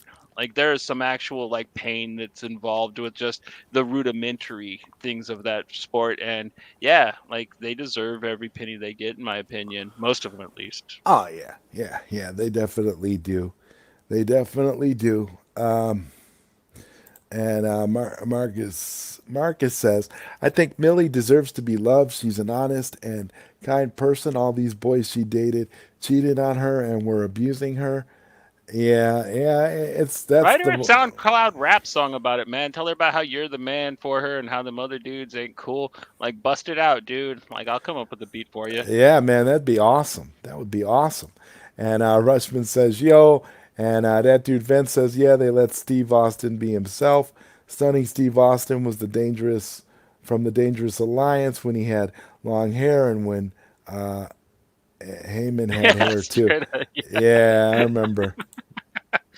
uh, Yeah, the good old days. I bet you they don't want you to remember that though. Like, don't remember me with hair. God damn it. yeah. I'm Don't beautiful. remember with hair. Don't remember Paul Heyman with hair. What's cool is nobody remembers Hulk Hogan with hair because he never had it. Da-da-da. So at least Yeah, he's got that over him. yeah. Plus, he's more entertaining, anyways. Like, I'm glad that some of these guys that from the next generation are a little more popular than some of those guys that actually didn't have any talent, like Hulk Hogan.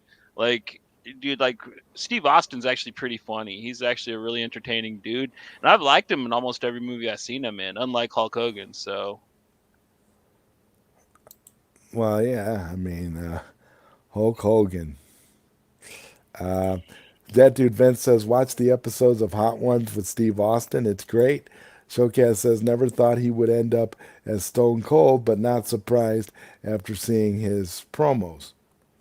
Yeah. Hogan is just a shit dude.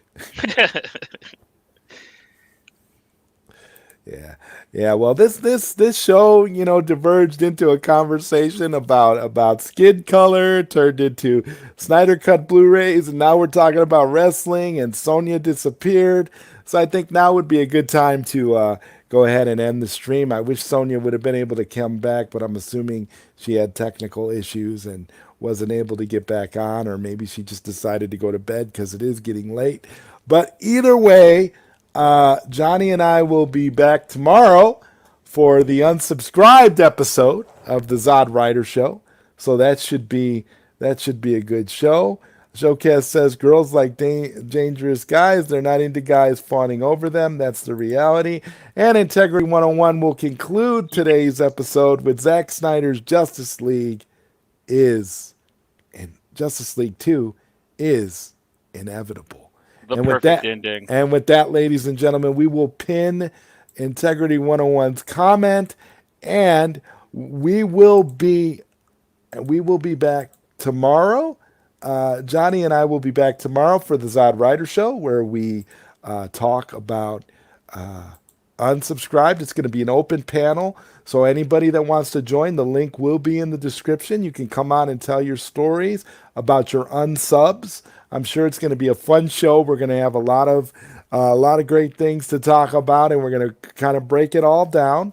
And then me and Sonia are going to be back. Should be back on Thursday for episode 24 of Late Night Q&A with ZodWriter featuring SweetSonjaG. I would like to thank you, Johnny Alpha, for joining tonight's episode.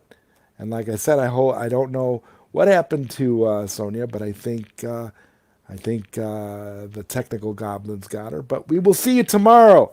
Good night, everybody. Peace.